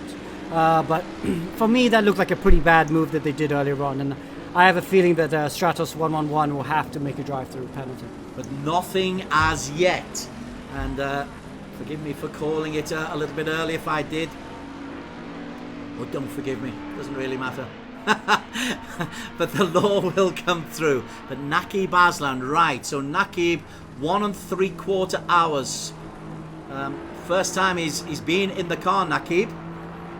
Kelvin Chen is leading the way. Kelvin a 1:49 dead on his last lap. a best for the team of them of 148.255. Their consistency, Alex, has just been phenomenal in this Ferrari. Yeah. I can't recall them being out beyond the 150s. You're so right. Even in traffic, they've been doing a really good job and not losing too much time. And that's really the key for GT racing, isn't it? Whether you're getting lapped or unlapped, try and do it in a way where you minimize the loss. Because for sure there will be a loss, but that's what you need to do. And that's what happens in real life racing as well, sim racing. Very much the manufacturer driver teams, they pay a lot of attention to which drivers are good in traffic. So even if one driver is slightly quicker than another one over one lap, if he's not good in traffic, they'll never get a manufacturer seat. And it's very important the drivers understand that to try and minimize those losses. Tell you who's making a real significant mark early on, Jason Mock. We were speaking that the Hong Kong teams hadn't done particularly well, but Jason is in a real race fourth.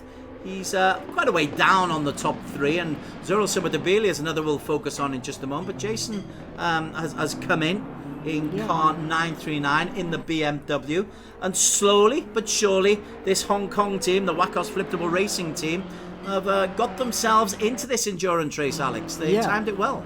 Yeah, I mean, his teammates are Yat, and Yat obviously came out of the car, now Mock is in the car. They've done a really good job, because the BMW, I don't think, so quick around Monza. They were always hanging around the top, just outside the top 10, but they've been super consistent, and now they're rewarded to P4. You know, like Sumadabila's behind them, John van Wong's behind that car. So in that shot right now, you have 4th, 5th, and 6th position. So a good little battle here for 4th position developing, but it's a surprise to see Mock at the front, because that BMW has not been so fast today. Tell you what, Des, shall we talk to one of the drivers who just got out of the car? Shall we talk to Muhammad Alif? The answer is yes, of course, if he's on board. Okay, well, let's see if we can get Alif. Some cars just get a little bit wild there. While we ride on with Naqib Aslan in the Stratos Motorsport 111 green Ferrari, let's see if we can get hold of Alif. Des, you want to ask him some questions? Alif, thank you for the drive. How was it? You seemed to struggle on your first stint, and then on your second stint, you were a little bit quicker. Is that a fair reflection? Yeah, it was. We had a bit of damage on our. Hold on. Yeah. So we had a bit of damage on, I think, the first stint. We had about 4 seconds worth of pit repair damage. So that kind of got the rear a bit slidey. But then for the second stint, it was very clean. So that's where we really found some time. And then you suffered a drive-through penalty, or we think you're going to suffer a drive-through penalty. That was an instance with Pipa Bakida. What happened there?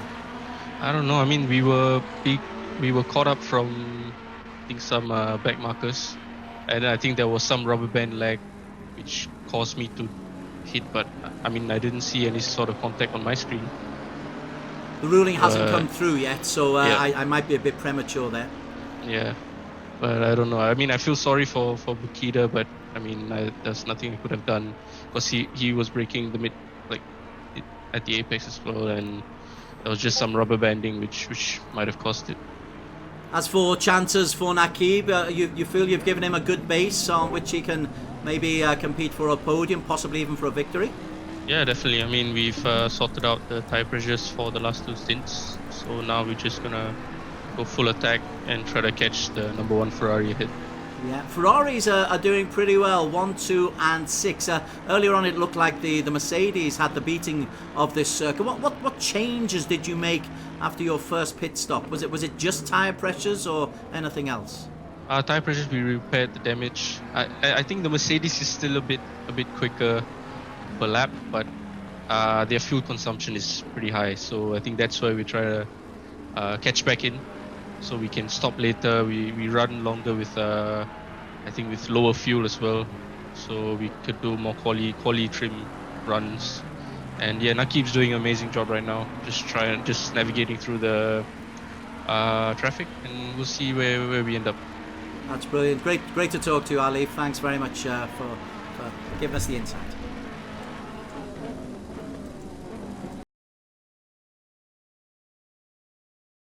Indeed, so it is Kelvin Chan in the Ferrari leading the way ahead of Nakib Aslan. We've still got to work out if there is a penalty coming up for Nakib. We will bring you that information just as soon as we can. Afik took over from Nigel Chua in third place. Jonathan Wong, the Hong Kong contingent car, 969 in fourth.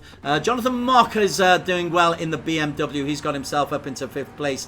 The Dylan Tan, Luis Moreno, Singapore Filipino contingent in the Merc in P6. E-Racing GP Endurance Edition, round 2 of 6 coming to you from Monza. We have got 1 hour and 23 minutes remaining at the moment. It's all about the Chinese debutants. Kelvin Chen is leading the way at the moment, Alex Young, and they have looked pretty unstoppable. They've been in the lead since lap 25, inexorably lapping inside the 150 mark, which is, I suppose, the average that you've got to get regularly inside the 148. The current lead is 17 seconds over Stratos Motorsports' Nakib Aslan. What do you anticipate happening over the next 80 minutes or so? Yeah, now we're getting to the last, almost coming up to the last quarter of the race. It's going to be hard to beat Chen, isn't it? I mean, Full Pace Racing have done a really good job.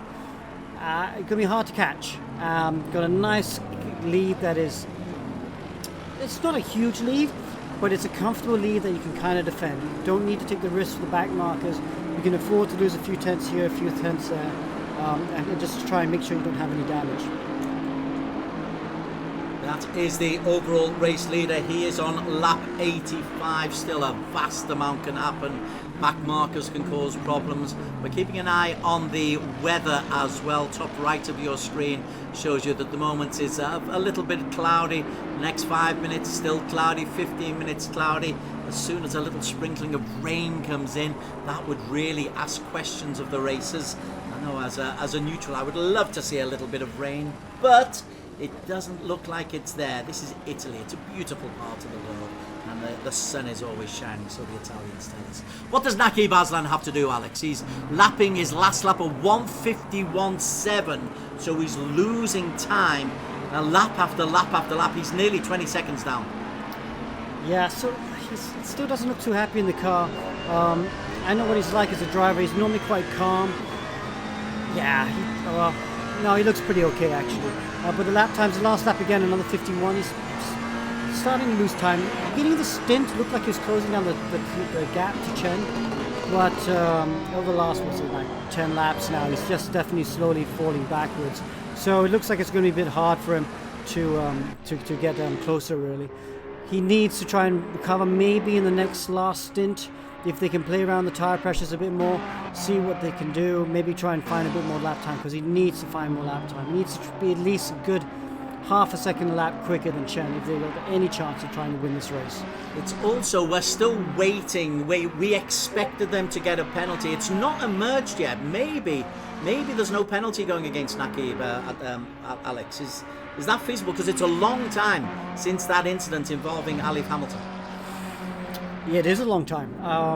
Not sure why it's so long, but no, I think for sure I'd be very surprised if he didn't get it anyway. But you know, that would make it very comfortable for Chen. But it'd be good news for the car in third place, wouldn't it? Certainly would. The best of the Mercedes, Mohammed Afik, who has just crossed the line, 23 seconds down on Nakib Aslan. He now goes on to lap 86 for him. He's ahead of Jonathan Wong in that little battle of the Mercedes. So Nakib 17 seconds down, Afik in P3, P4 Jonathan Wong, Mock in 5, Luis Moreno interesting in 6, and Avia Baha, we mentioned him earlier on, Alex, after the problems that Fadli Rahmat had with a couple of drive-through penalties. This is a good comeback by Avia Baha. Yeah, no, really good comeback. He's doing a good job there. Very quick last lap of 149.2 on his last out lap.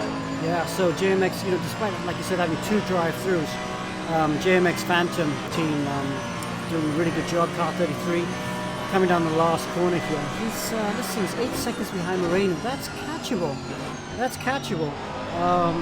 But obviously it depends. I mean, Moreno's been struggling a little bit for pace as well. He's in the 52s, 53s right now.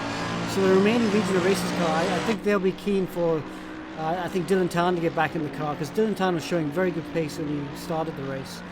I'm not sure which issues Moreno's having at the moment.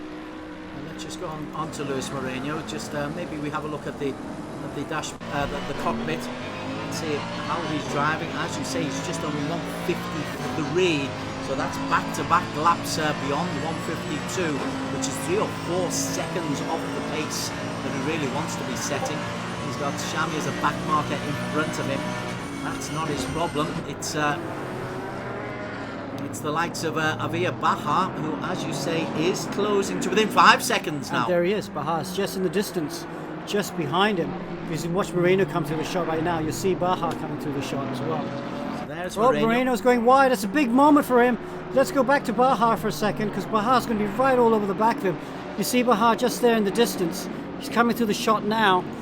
And Moreno's gone wide again. And Moreno's clearly got problems. Baha goes through quite comfortably, takes Luis Moreno. So the Filipino having, wouldn't be tyre problems, would it?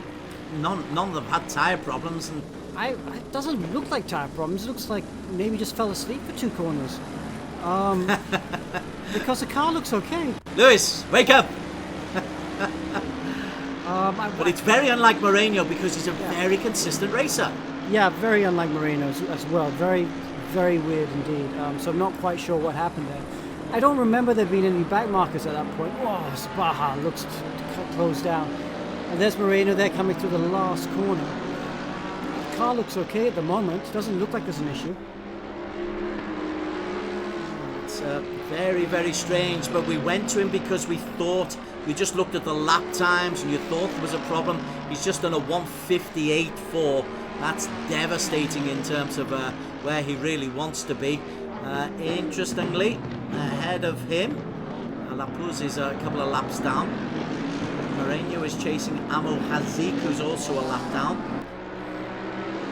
Baha has got himself up nicely into P6. Let's go back up to the front. They are on lap 88, which could be very, very lucky for those of Chinese extraction. And it's a Chinese team, Kelvin Chen, who is leading the way, going round the outside of Razak. That's so good. I tell you what, he's lapped Baha. Baha was in the shot there, but here is Kelvin Chen.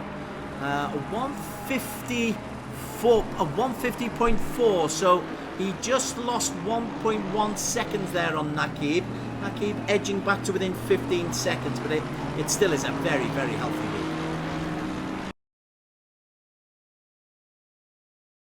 Oh, drive-through for Nakib Aslan has been confirmed. Oh, there we go. So that'll be for that instant earlier on when he was trying to overtake Philippa Bakita, but just tapped her into a spin. That was really tough work for her in the laundry house car. So I think that's the right thing to do. Yeah, so Nakib, he's going to do the drive-through. And then, of course, he's going to do one more pit stop as well. So that would drop him, I don't know, I think it was just dropping down perhaps position 3.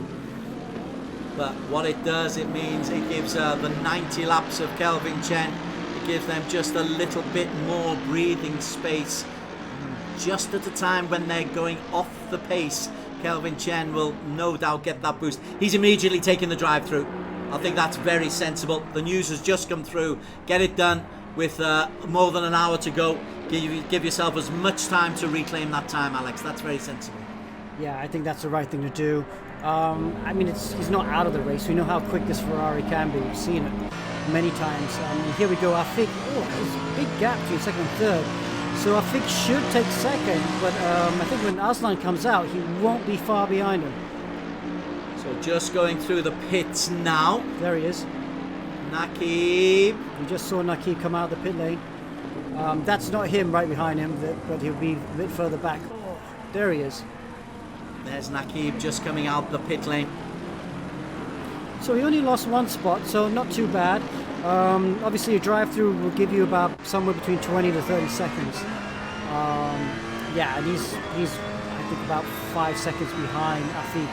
So that's very much a catchable distance. But it now means that Kevin Chen has a good, almost 40 seconds advantage between him and second position. So there is Kelvin. He's got Shami just as a back marker ahead of him. Ferrari 1 and 3. Mohamed Afiq benefiting now in P2. He and Nigel Chua doing a very, very good job there.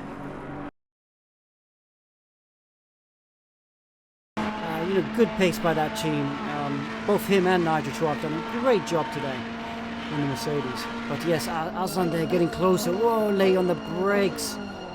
Oh, too late. They're both too late, and they're both going to compromise their exit out of this first chicane.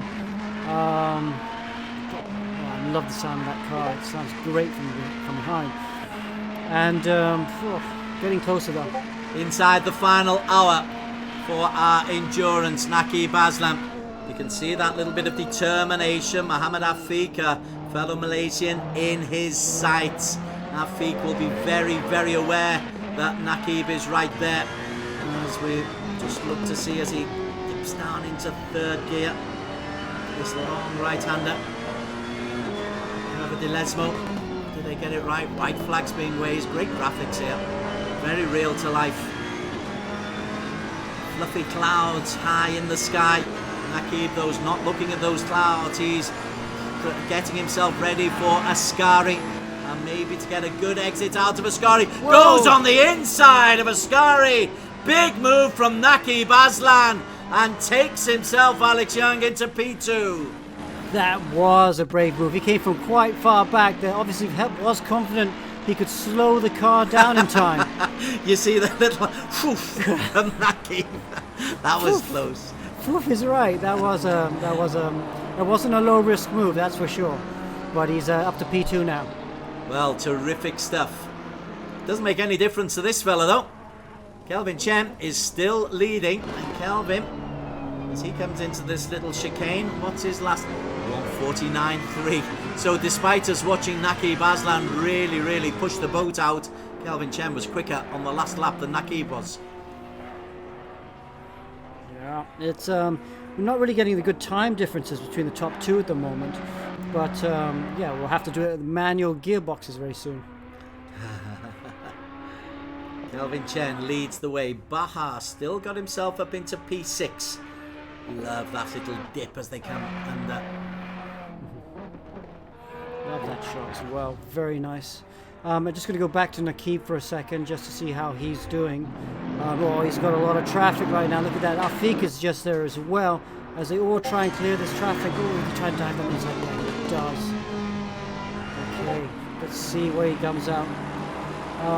So now that Aslan's through into second position, you can see if I bet he's going to try and push really hard to see if he can close down the gap to Chen, see if he can force the leader into a mistake.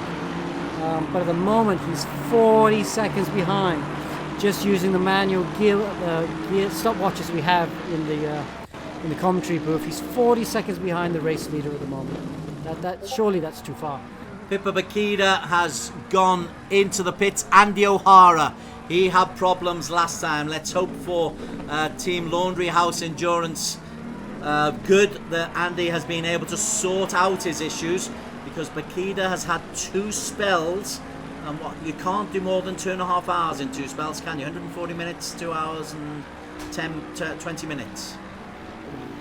2 hours and 10. So O'Hara's got to drive through to the end. Let's just hope for their sake, their team's sake, that he is okay. Right, that is down in P16 at the moment. A story within a story. Kelvin Chen, lap 99, leads Naqib Aslan by quite a considerable margin. What do we say? 40 seconds, I reckon. Maybe more, 41. Because Kelvin was 1.5 seconds quicker than Naqib on the last lap, Alex Young. Naqib had a lot of traffic on that last lap, but yeah, he'll need to try and do something a bit special, I think. Shall we have a quick look at the timetable then and see how they're doing? Timetable, I mean the timing screen, see where all the positions are. Let's do exactly that. Josh Perwin, we haven't really mentioned him, has just been lapped. Kelvin Chen leading on lap 99 from Naqib Aslan. Mohamed Afiq in P3 in the Mercedes. 4 seconds down. Jonathan Wong, the Hong Kong contingent of Mock and Law. Bahar and Fadli Rakhmat, that's a good recovery from Bahar. Back up to P6 ahead of Nichols and Kalen Chin. That's a good result for them, to tell you what, because Kalen was down in P17 at one stage. Sahabu and Sunjoto in P8 in the Ferrari car 908. The Ang boys in 9, Lion Isa in 10. Ang and Tanku Azan, that's a good result. 11th. Sumadabilia and Clapano. Was looking a lot better for Clapano and Sumadabilia at one time, then looking a lot worse, but they're making headway. Martono and Ujihado in 13, the second of the Chinese contingent, Ho and Gary Ko in P14, Ruben Wong and Chok Fan down in 15. O'Hara Bakida, very interested on them just to see how the Australians are able to cope. Right down in 24th, Zini and Khalif in the AMR V8. So they are your top 24. And we have the leader in the pit lane. Leader's in the pit lane for his final stop. Looks like a nice clean stop. And who's getting back in the car? Gary Huang. Gary Huang. So did Gary do 2 hours? Is that right? Gary did 2 hours. Well, let's see. Sometimes, with the game, you have to drive. Let him get through the lap first, because sometimes the driver. Because what happens when the pit lane, they automatically puts the first guy in the server the list. bottom right graphic says Gary Huang. I've normally trust the Gary Huang. Very interesting. And so I haven't got the exact timing screens. I'm sure they've mentally worked it out. They wouldn't make a mistake of 3 hours for one driver and 1 hour for the other, would they, Alex? You'd think not, but they are new to the series. You always got to check if they've read the fine print, don't you? Dear. Oh dear.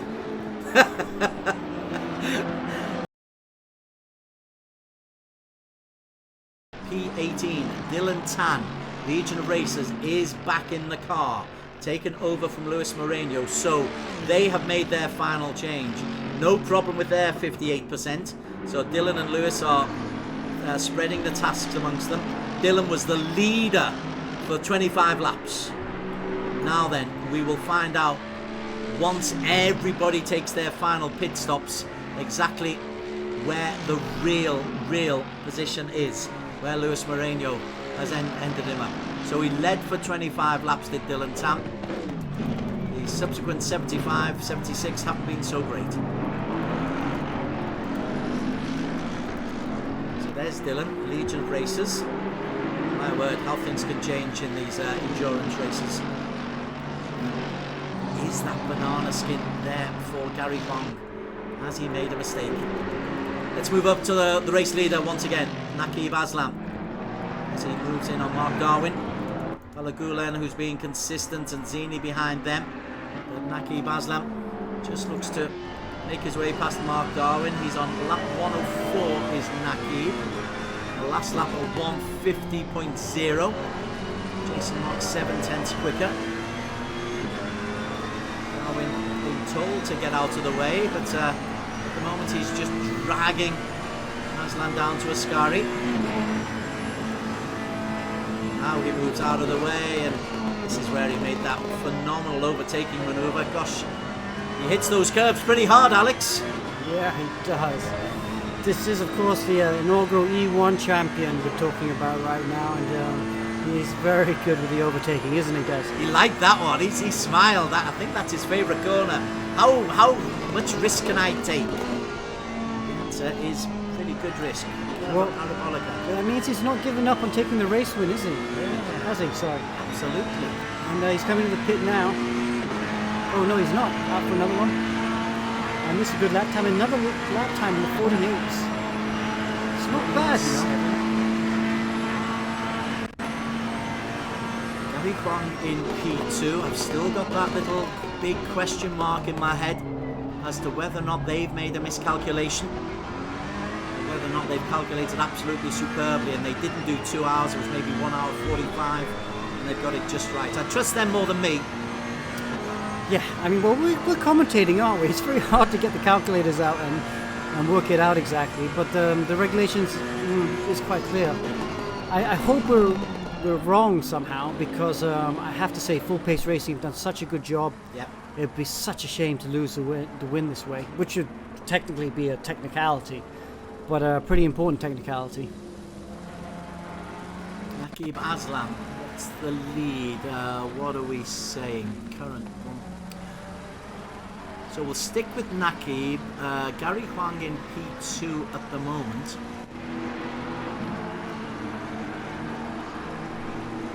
We've just got to keep a close eye on these guys. If they come in once again and make a driver change, all is hunky-dory. If they don't, then I've got to question my memory. Jeez.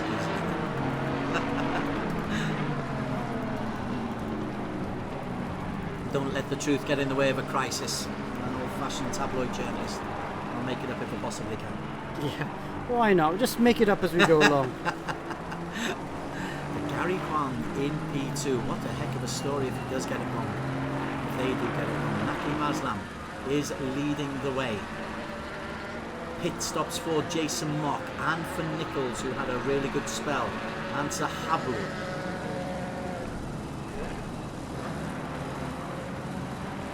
Forward with Gary Huang. Let's see how much traffic he's got in front of him. He's got 3 awkward little ones. Slow him down a little bit. Just 1.5 seconds on the last lap. Tell you what, Alex, Nakib Aslan's lead is quite significant. Nakib's lead over Huang is the best part of 40 seconds. Wow. I know Nakib's got to come in for another pit stop, but this has changed around quite dramatically. Yeah, Gary Huang had a very messy few first few laps when he came out of the pit lane, didn't he? And he's just done a 152. He's just lost another 3.5 seconds on Nakib.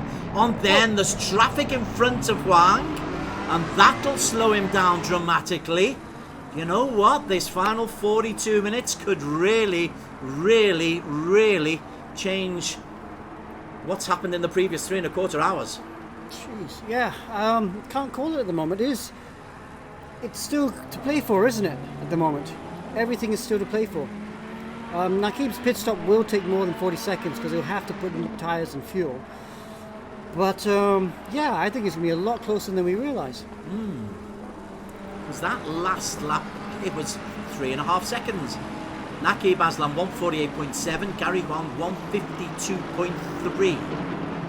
Plus there's the added little question mark just nagging me at the back of my mind.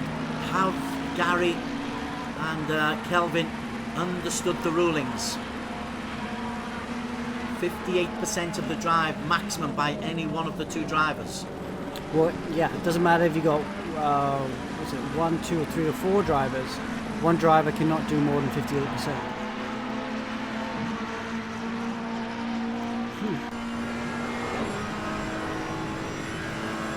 Okay, well, we'll have to worry about that for later, shall we? Let's just focus on the on-track action. And Huang is trying to get around. Oh, it looks like Nakib's in the pit lane right now, so maybe we can go to him.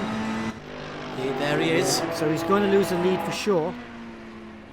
Just have a look on the right of your screen and see who goes zooming past. That's them going by. Huang has already gone by. So there is Huang. So Huang into the lead. Let's see if Nakib is out now. Nakib is just coming out now. That's painfully slow. It's catchable. Oh, that's a nightmare. I don't know how you guys in real racing don't speed in pits. It's so painful. Okay, he's going now.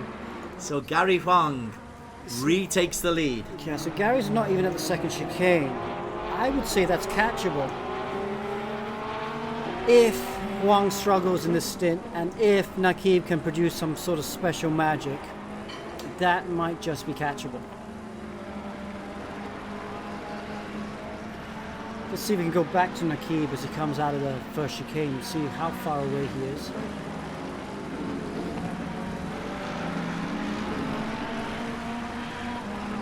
Seeing race control are going through the same mental dilemmas as we are, of maybe Gary Huang is going to race for more than his allocated 58%. So the rules makers are going to have a decision to make, I feel, Alex Young. Yeah, I think it's about just under 30 seconds right now, the gap between Nakib. But of course, Nakib might be third, but I'm not sure if he's second at the moment. I think where's Afiq at the moment? Afiq is Actually there. second. Yeah. Afiq has had a great, done a great stint, I think, after his pit stop, because he's managed to overtake Nakib Aslan and put himself back into second position. Okay, so Nakib, who's already drawn, somebody goes off. Who's that? Oh, that wasn't Nakib. Back in P3, he did so well to haul himself ahead of Mohamed Afiq once already. Remember when he came out of the pits at the start of his stint, he was about 6 seconds down and he had to manipulate his way through. Well, he's done that, but Afiq wasn't putting a pace of 1:48.7 on that occasion. Afiq was in the 150s, so Afiq's had a really good drive. Yeah, great drive to get back to second position. Just going a bit further back, in fourth position we got Lee. Lee's back in the car in the Wackles Flip Table 969 car, so that's really good to see. And I just want to talk about Avila Baha in the JMX Back up to Phantom fifth. car. Yeah. Back up to fifth. Wow, great job. He's way behind though the battle for top four, but to get back up to fifth, that's a really good job by JMX Phantom. Fadley had a really, really good drive, and then just at the tail end of his 2 hours, he had 2 drive-through penalties, which cost him. They dropped down to 10th, I think, maybe even lower down than that, but Baha has manipulated his way back up to the top 5. I just want to put back the vision on that. Watch Baha on the right. JMX Phantom have a really nice setup there. They actually have the drivers come into the office. We saw Fadley earlier on with screens and monitors all around him, and that's the way to do it. You know, you're going to go professional racing, you need a team around you, even though it is simulator racing. I've talked quite often about some of the drivers and teams here. You need to have proper data engineers. You need to be able to be going on and telling them what's happening, and that's what they have at JMX Phantom. I know the race has not turned out the way they wanted it to, but it's nice to see a very professional outfit in Indonesia. That's Indonesia. This is China. This is the leader. 109 laps gone. So the lead, our manual imagination says that Mohamed Afiq is just about to cross the line. Probably 30 seconds perhaps down. 24, 25, 26, 27, 28 seconds down. So the lead is 28 seconds for Gary Huang. It was as high as 40. Then again, that was an hour ago. 37 minutes to go, Des. Yeah, where's the rain? We want rain. We want rain. Yeah. I do anyway. Nakib, he's chasing. How close is he to Mohamed Afiq? The answer is 2.7 seconds.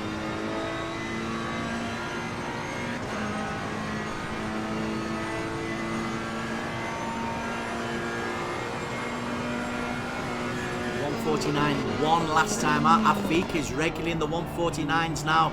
Gary Huang back in the 148s.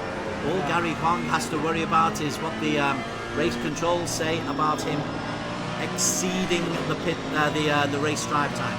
Okay, we're riding with Afiq now, and it's good to see his face, or part of his face. He needs to adjust that zoom camera a bit more, but you can see he's on the radio, he's talking to his teammates.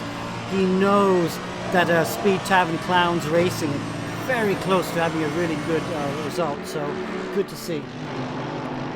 Koloda goes through, Ronquillo goes through, there is Afiq in P2. Yeah, actually that wasn't Afiq, we had the wrong Afiq in shot just now, by the way.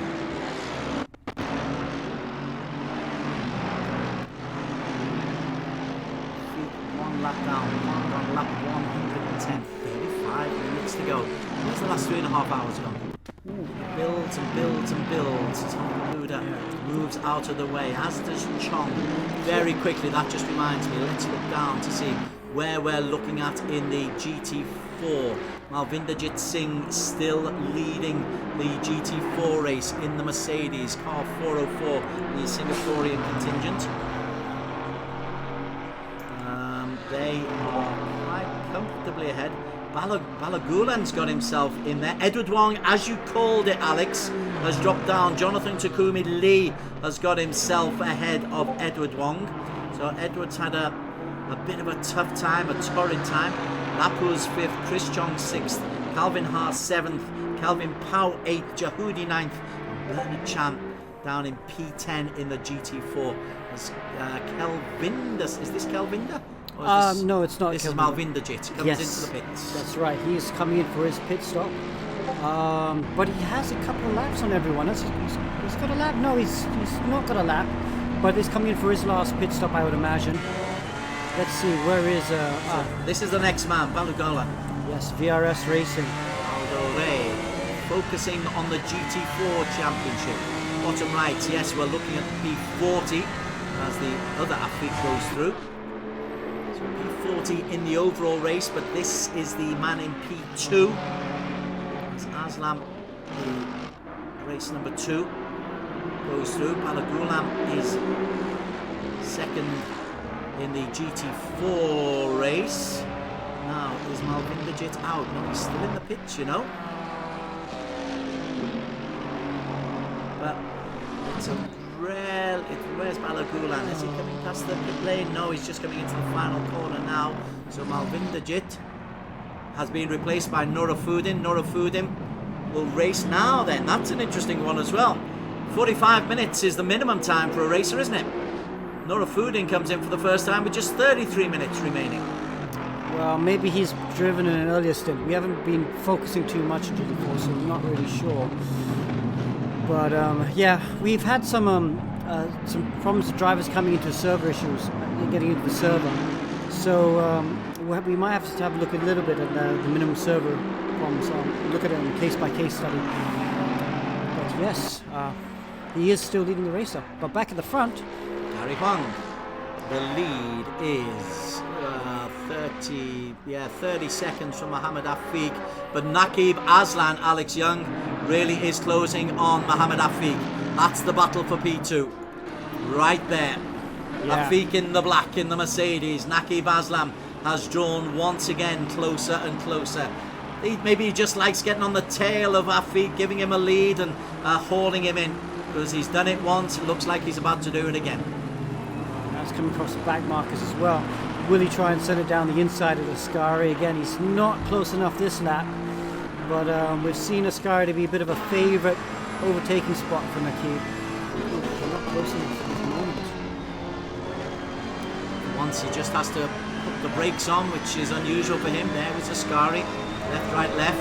Oh, they're both in the slipstream here right now. Look how close. This is the battle for second position. Covers the inside. Afiq's not really defending. Okay, he decides to defend at the last minute. And Naqib looks to go around the outside. Oh, he can't go around the outside parabolic, can he? No, he can't. But he's close enough. Both cars in the slipstream. The good thing is Afiq's got the slipstream of the Aston Martin in front of him as well. And that's going to prevent Naqib from getting a very good run of him into turn 1. Well, there is the chase. Aslan, Stratos Motorsports in the lime green. Yeah, you're quite right. I think you've raced once or twice before, Alex. You know what to expect, huh? Yeah, but Naqib's got a really good exit here. And even though Afiq's got the slipstream, I think Naqib's going to be close enough to have a go. Ooh, but Chua in the Wacko Slip Table car is going to end up being the meat in the sandwich. Naqib has to pull back. He has to pull back, and that's going to cost Naqib big time. Chua is getting in the way at the moment. Ooh, down the inside he goes. Gosh, that close to the barrier. Oh my gosh, that was a big move indeed. But Afiq has been able to hold on, all of which is great for Gary Huang, who's still 32 seconds clear with 30 minutes left in this race. We've got to stick with this particular race, don't we, Alex? This is the battle for P2. We're on board there, up above with Naqib Aslam from Malaysia, Mohammed Afiq, who used the back markers really well just to get a little bit of separation there. Indeed, he's put a 2.2 between him and Naqib Aslam. Lee 7 seconds down in 4th. Bahar in 5th. Dominic Ang 6th. Zuriel Sumadebilia in the Ferrari in 7th. Jason Mock 8th. Ang 9th. Andy O'Hara's got himself up into the top 10 ahead of Gafour and Dylan Tan, who's still down in P12. So the other thing to bear in mind, of course, is Afik stopped that car right on the hour mark to go. So he might have to lift and coast a bit to get the car all the way to the end with the fuel he has in the car. Because let's not forget the Mercedes is more thirsty than the Ferrari. You think it's a bit quicker over a single lap, but it's definitely a bit thirstier. So if Afik does have to lift and coast, that's going to allow Aslan a few opportunities to try and make the overtake. Afik under real pressure from Nakib Aslan. Aslan surely close enough to have a little go here. Down the longest straight, pulls out of the slipstream, but Afik is defending. Accelerates. Nakib, is he close enough, Alex Young? No is the answer. And oh, he goes on the inside, Nakib Aslan, and gets the perfect little tap off and takes second place for the second time. Nakib Aslan is through ahead of Mohamed Afik, but now it's Mohamed Afik who has a little bit of a pull from Nakib Aslan. Nakib closed the door. Now Afik as they come into traffic. Whoa! He spun, or has he not? Let's have a look at the helicam. This is awesome. What a great move. Just went for the Hail Mary, did the big overtake around the outside, and just made the corner. I wasn't sure he was going to make the corner, but great move by Afik to take back second position. Well, there he's got the lead. Nakib Aslan had P2 temporarily. Yeah. So Speed Tavern in front of Stratos Motorsports right now. Can Speed Tavern hold it off to the end? Aslan versus Afik. There's still some confusion amongst race control about the time limits of Gary Huang and Kelvin Chen. Yeah. And whether or not they will be disqualified or they will suffer a penalty or a lap penalty. Yeah, I think they're going to get to it after the race. Oh, Aslan then looking the inside. Afik left a gap on the inside. And that has got to be terminal for him. I'm so surprised he left a gap on the inside. Wow, he looked like he was defending, but he didn't defend enough, and that allowed Nakib through. And Nakib Aslan does never need a second invitation to take the move. So Nakib Aslan, for the third time, comes back to take Mohamed Afik, but Afik hasn't given this one up, Alex. He's trying to come back. Anything you can do, my friend Nakib Aslan.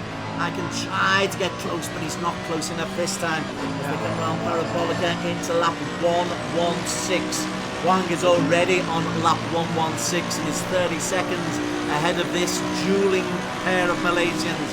Nakib Aslan in P2. Speed Tavern's Clowns team for Mohamed Afik in P3. Oh, he's gone through the inside. There is contact. And this time Afik has done too much.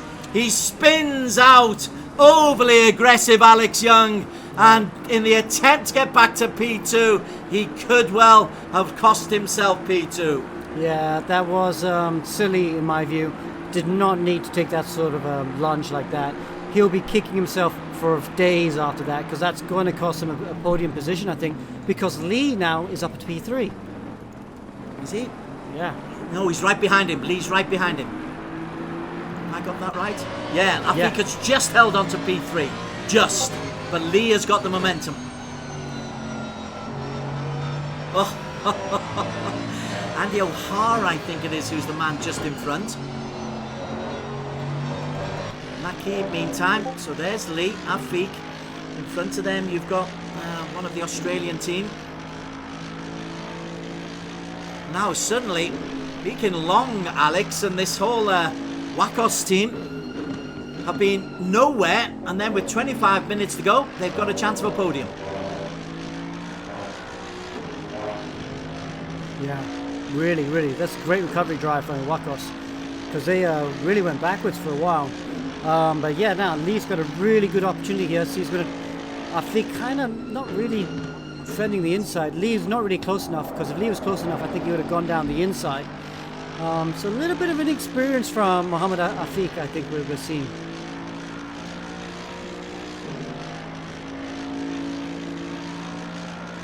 And I'm not sure if this is Lee. This is not Lee we're seeing on screen, but it is the Wacos Fit Table team. But let's go back to... oh, John, what's he going to do around the outside? Afiq, this is where he came to such damage last time. Afiq is a little bit more circumspect. He stayed on the black stuff that time, but he is under such intense pressure. This is the battle for P3. I'm just reading some of the comments on Facebook. Javier Lai, he's another to suffer from the driving too long penalty. He drove 3 hours and he's just said, huh? I did? The answer is yes. Oh wow, so we're going to have to... Quite a few teams are going to have to look at to see if they are transgressing the minimum and the maximum driving time. Afiq holding on to P2. P3 for all he is worth. But Lee, just look how close he is getting. This is terrific for the Hong Kong team. They were nowhere. Best they'd had before now was 5th.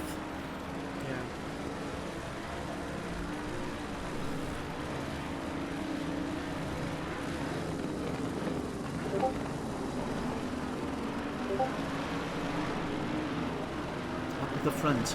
Okay, we will come back and revisit that, Alex, but up at the front, this is the man Gary Huang, who is leading. So he's 23 seconds into his lap. Naqib Aslam is just finishing his 116th lap, and Naqib has just posted a 140. Oh, Naqib has had a slow lap. Naqib is having a torrid time, a 154.7 for Naqib Aslam. So something has hit Naqib Aslam on that last lap, Alex. Wow, so does he have damage? Because he got hit by Afiq when Afiq tried that Hail Mary and came from way back. No, the car looks fine. Maybe he just had a lot of traffic on that lap. Yeah, no, the car looks fine. I think he just had a slow lap, maybe traffic, maybe contact.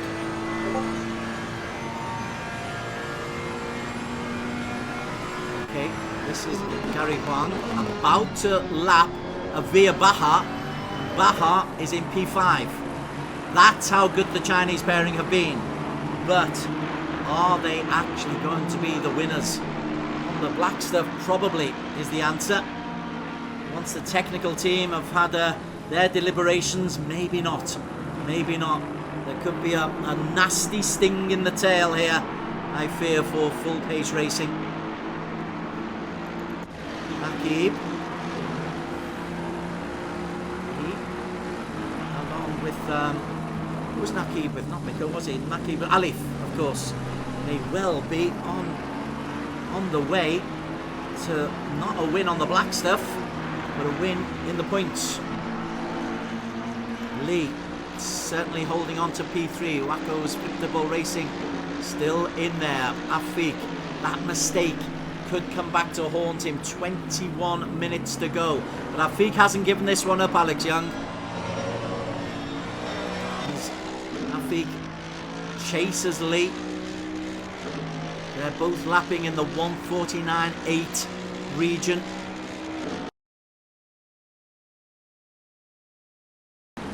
Edward Long was really struggling. Who was it? It wasn't Josh, was it? Was it Aldo Ray Balugala? He's second. Nora Foodin. Had a messy moment through the second chicane. So this is going to be another one. Nora Foodin, whether or not he has driven the minimum amount of time. That's certainly is worth emphasising. Because my mental calculation is he came in with only 35 minutes to run. Balagulam in P2, Jonathan Takumi Lee 3, Edwin Wong 4, Lapus 5, Chris Chong has done well, he's got himself up into P6, Calvin Powell 7, Jehude 8, Ursiad 9, Bernard Chan 10, Razak 22 laps down in P11. Just hold on a sec, let me I want to just have a look at something. The Bahaludin is only in second position, he's only 2 seconds down. It's less than that, isn't it? Yeah, he's right there, isn't he? So there's Nurafudin. So Nurafudin is there. Razak is a lap down. But this is the race for P1 in the GT4. After 4 hours racing, after 3 hours and 50 minutes racing, we have got less than a second between P1 and P2. Yeah, and it's getting really close. Nurafudin there, you know, he's in the 59s, but Bala Gulan right behind him, Sim Racing Filipinas DRS racing car, is in the 58s, so he is going quicker. And he's closing in on me as well, isn't he? Nurafudin is the Oh my gosh. man in the lead. Mistake by the leader. Mistake by the leader. Nurafudin just lost a little bit, and Balagulan, sorry, might have a pull. Honkulada comes in to complicate things, as does Josh Perwin. So there the GT3s going past, overtaking 1 and 2 in the GT4s, as Josh Perwin is battling hard. Nurafudin. Balagulan. Wow, this is big pressure for Nurafudin. Malaysia versus Indonesia, just to add a little bit of additional spice to it. And Honkulada just getting in the way as well, but Nurafudin accelerates away, Alex. Third gear, fourth gear, can't get close enough. This is the battle. P40 it may well be, or P39. It's a battle for championship points in the GT4.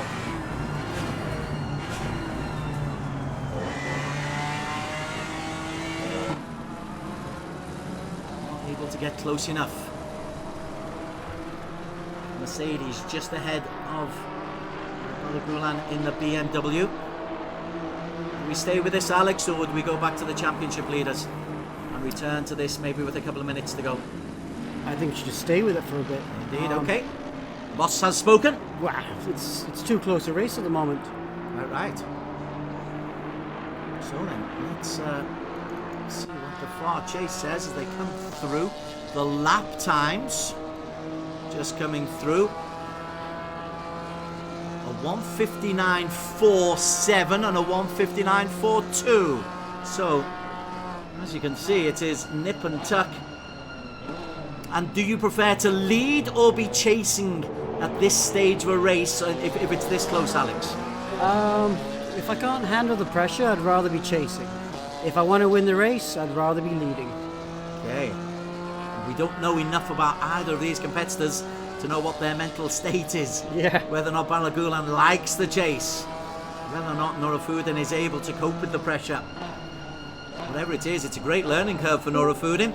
Find out a lot about yourself and your abilities. He just eats a little bit of dirt. As the dust settles and the sun sets in Monza. Coming to the final 5 minutes of 4 hours of racing. Yeah. Okay. Whoa, whoa. Dylan Tan. There you go. That's how to ruin a first race. But Dylan Tan, he's what's Dylan? Dylan's up into the top 10 now. That is a good recovery by Dylan. Different race. Nurafudin still feeling the pressure. Balagulan's not really able to make any headway at the moment, Alex. He's not close enough, huh?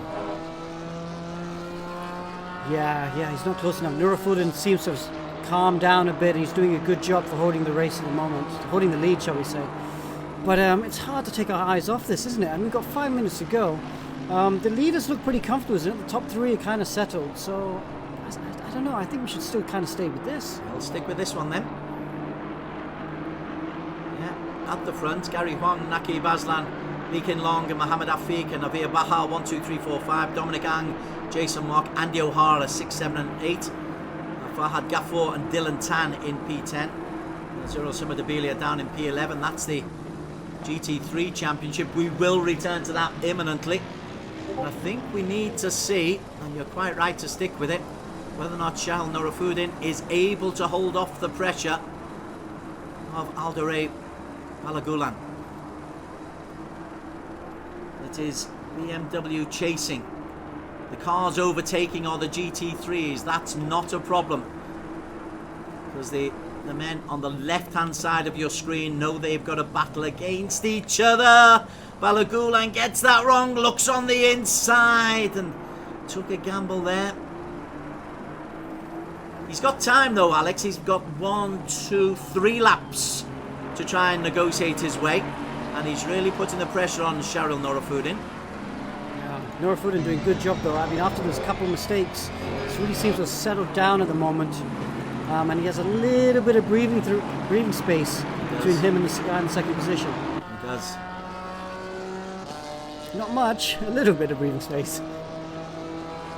As they come into Ascari for, well, it's not their 120th time, it's a little bit less for them.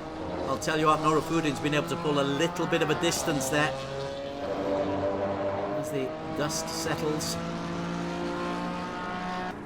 2 more laps to go. 2 more laps to go. Naqib Aslan in P2. So there's Huang. There's Naqib. Now then. Now Naqib's been able to take 4 seconds off Lee. So as Naqib goes onto his 128th lap, 4 seconds adrift, Lee does the same. And Afiq is a further 7 seconds down on Lee. So the positions on the tarmac, I think, are pretty much safe, Alex. Ravia Baha is happily placed in P5, Dominic Ang in P6. Gary Huang is going to take the win, but then it's going to go to the adjudication. Exactly. Just quickly back to Afiq. Afiq is not that far behind Lee, isn't he? He's just half a straight behind. Maybe not quite close enough, though. Like you said, I think it's pretty much set, the top 5. Jason Mock is the man who's there, but Jason Mock is a lap down in P7. Just having a look at Fahad Ghafoor though. Fahad Ghafoor is defending big time from Dylan Tan. Oh, as he gets side by side out of the chicane. So this is the battle for 9th position. I can imagine Fahad Ghafoor saying, Dylan, come on, 4 hours, and you leave it until the last 90 seconds to do this to me. Yeah. What are you on, kid? Final lap right now for the leaders. Dylan Tan really having a look. This is a place battle. Ghafoor gets it wrong, and Dylan, I think, has gone through. Dylan Tan gets a place over Fahad Ghafoor, and that was good aggressive driving from 12-year-old Dylan Tan. He continues to impress and amaze. Yeah, he does. So shall we have a quick look at the GT4 battle before we get into the leaders? Car number 39 is Sharil, still holding on. Or is he? Aldo Ray is very, very close behind. There's Norafudin. There's Balogalan. As they get lapped. Oh, it must be so tough for these guys. Constantly getting lapped at the moment. There's Balogalan. Just, what's that? 1 corner behind. Oh, Huang there is on the last lap, actually. You can just see him just ahead of it. He's going to come by. I suppose we should follow Huang as he comes by. Of course we should, of course. Here is the race winner on the tarmac. Categorical. A fabulous, fabulous performance by the Chinese team, Full Pace Racing. They have been leading since lap 25. Kelvin Chen and Gary Huang. But have they made a technical error? We will find out after the race, but the 0 is there as he comes into the final corner for the final time. Gary Huang will take the checkered flag. Gary Huang takes the checkered flag for Team Full Pace Racing. But whether or not it's a victory, we still have to find out. But Huang takes the checkered flag, enjoys that moment. Right then, let's look at Cheryl Norafudin. Norafudin takes the checkered flag for the GT4 race, Alex Young. And then we'll go back once again to Naqib Aslan. Naqib Aslan and Lee Kin Long chasing. Now then, Naqib in P2. Naqib comes around the corner. Naqib Aslan for Malaysia and Stratos Motorsports. He takes P2. Is it the victory? We'll find out very, very shortly once the adjudication is in. But Naqib and Alif Hamilton, P2 for them. Lee Kin Long will race home in P3. 3 seconds down as Razak spins through. Afig 4, Avilia Bahar 5. E-Racing GP Endurance Round 2. Well, there are the final on-tarmac results. Alex Young, there's so much to talk about. Wow. Great race there. We had it super exciting, especially at the beginning of the race. It kind of settled down afterwards. We had a great battle in the last 20 minutes for the lower podium positions. But first of all, hats off to Full Pace Racing. First race with us, and they win. Yes, we have to go through. The stewards have to see if there's any infractions. Maybe they might lose that win, but you can't take away the fantastic performance that they've done. Nakib Aslan and Alif Hamilton, as expected, very, very strong. Ferrari 1 and 2. Lee and Wong doing very well in the Mercedes. The Hong Kong team came from absolutely nowhere to pick up 3. Nigel Chua, Mohammed Afiq, they'll be thrilled and disappointed in equal measure to be down in P4, but that's terrific. Bahar and Fadli Rakhmat, what a seesaw for them. Fadli started so well, had the 2 drive-throughs, and then Bahar saw them from 10th into 1st. Jason Mock and Law again. I tell you what, these Hong Kong races, Alex, they really, really do bring a lot, particularly to the endurance sequence. Bakita and O'Hara, they had a problem which once again they've managed to overcome to pick up useful points. Dylan Tan and Luis Moreno, leaders for 25 laps, and then Dylan's able to rescue 8th place. Gafour kicked out of 8th place by Dylan. Suma Debilia and Clapano making it a Philippines in P10. So much to enjoy in that GT4. And, well, now it's down to the stewards, Alex Young. So you've finished second. Nakib's done a great job for you. Are you happy finishing P2? Yeah, I mean, considering what happened, considering the roller coaster of race that we just went through, it was a good result. Coming from, I think, P7 or P6 from the start to P2. It's a good result. And Nakib, you will have been watching him because not once but twice he had to come back and take 5 seconds off Mohammed Akib, and did so on both occasions. You're a pretty strong pairing. Yeah, I mean, it's just testament to what ERGP winners can do. I mean, he's a E1 champion. We've been winning ERGP as well, so it's a very good pairing. Very thankful for James from Stratos for pairing us up together, and it's an amazing result. Yeah. Oh dear. During that interview, it was confirmed by race control. Just checking it now. They transgressed the laws, Alex. Yeah. They were over 58% of driving for Gary and have been penalised. Yeah, so Full Pace Racing will have to take that penalty. It drops them right down the order. Promotes, of course, Stratos Motorsports to their first win of the year. Finished second in round 1, but they win here in round 2. And of course, Wacko's Flip Table Racing takes 3rd position, and Speed Tavern, they take 2nd position, and Speed Tavern take 3rd. That's a great result for all the others, but I've got to feel for the Chinese guys because 40 seconds virtually on their debut, they have taken on Alif and they have taken on Nakib, and they've taken them to the cleaners on the tarmac. But they didn't obey the rules. Yeah, obviously language is a problem as well. Maybe we need to start doing our regulations in different languages as well. Obviously missed that regulation, but I'm hoping that they'll learn from it and come back stronger. Because as an outfit, wow, just the driving was superb, the way they took the traffic, and it was the first race with the ERGP, and they look like they've been racing here for years. Indeed, the season is a long season. 4 more endurance sessions to go. You're watching E-Racing GP Endurance Edition.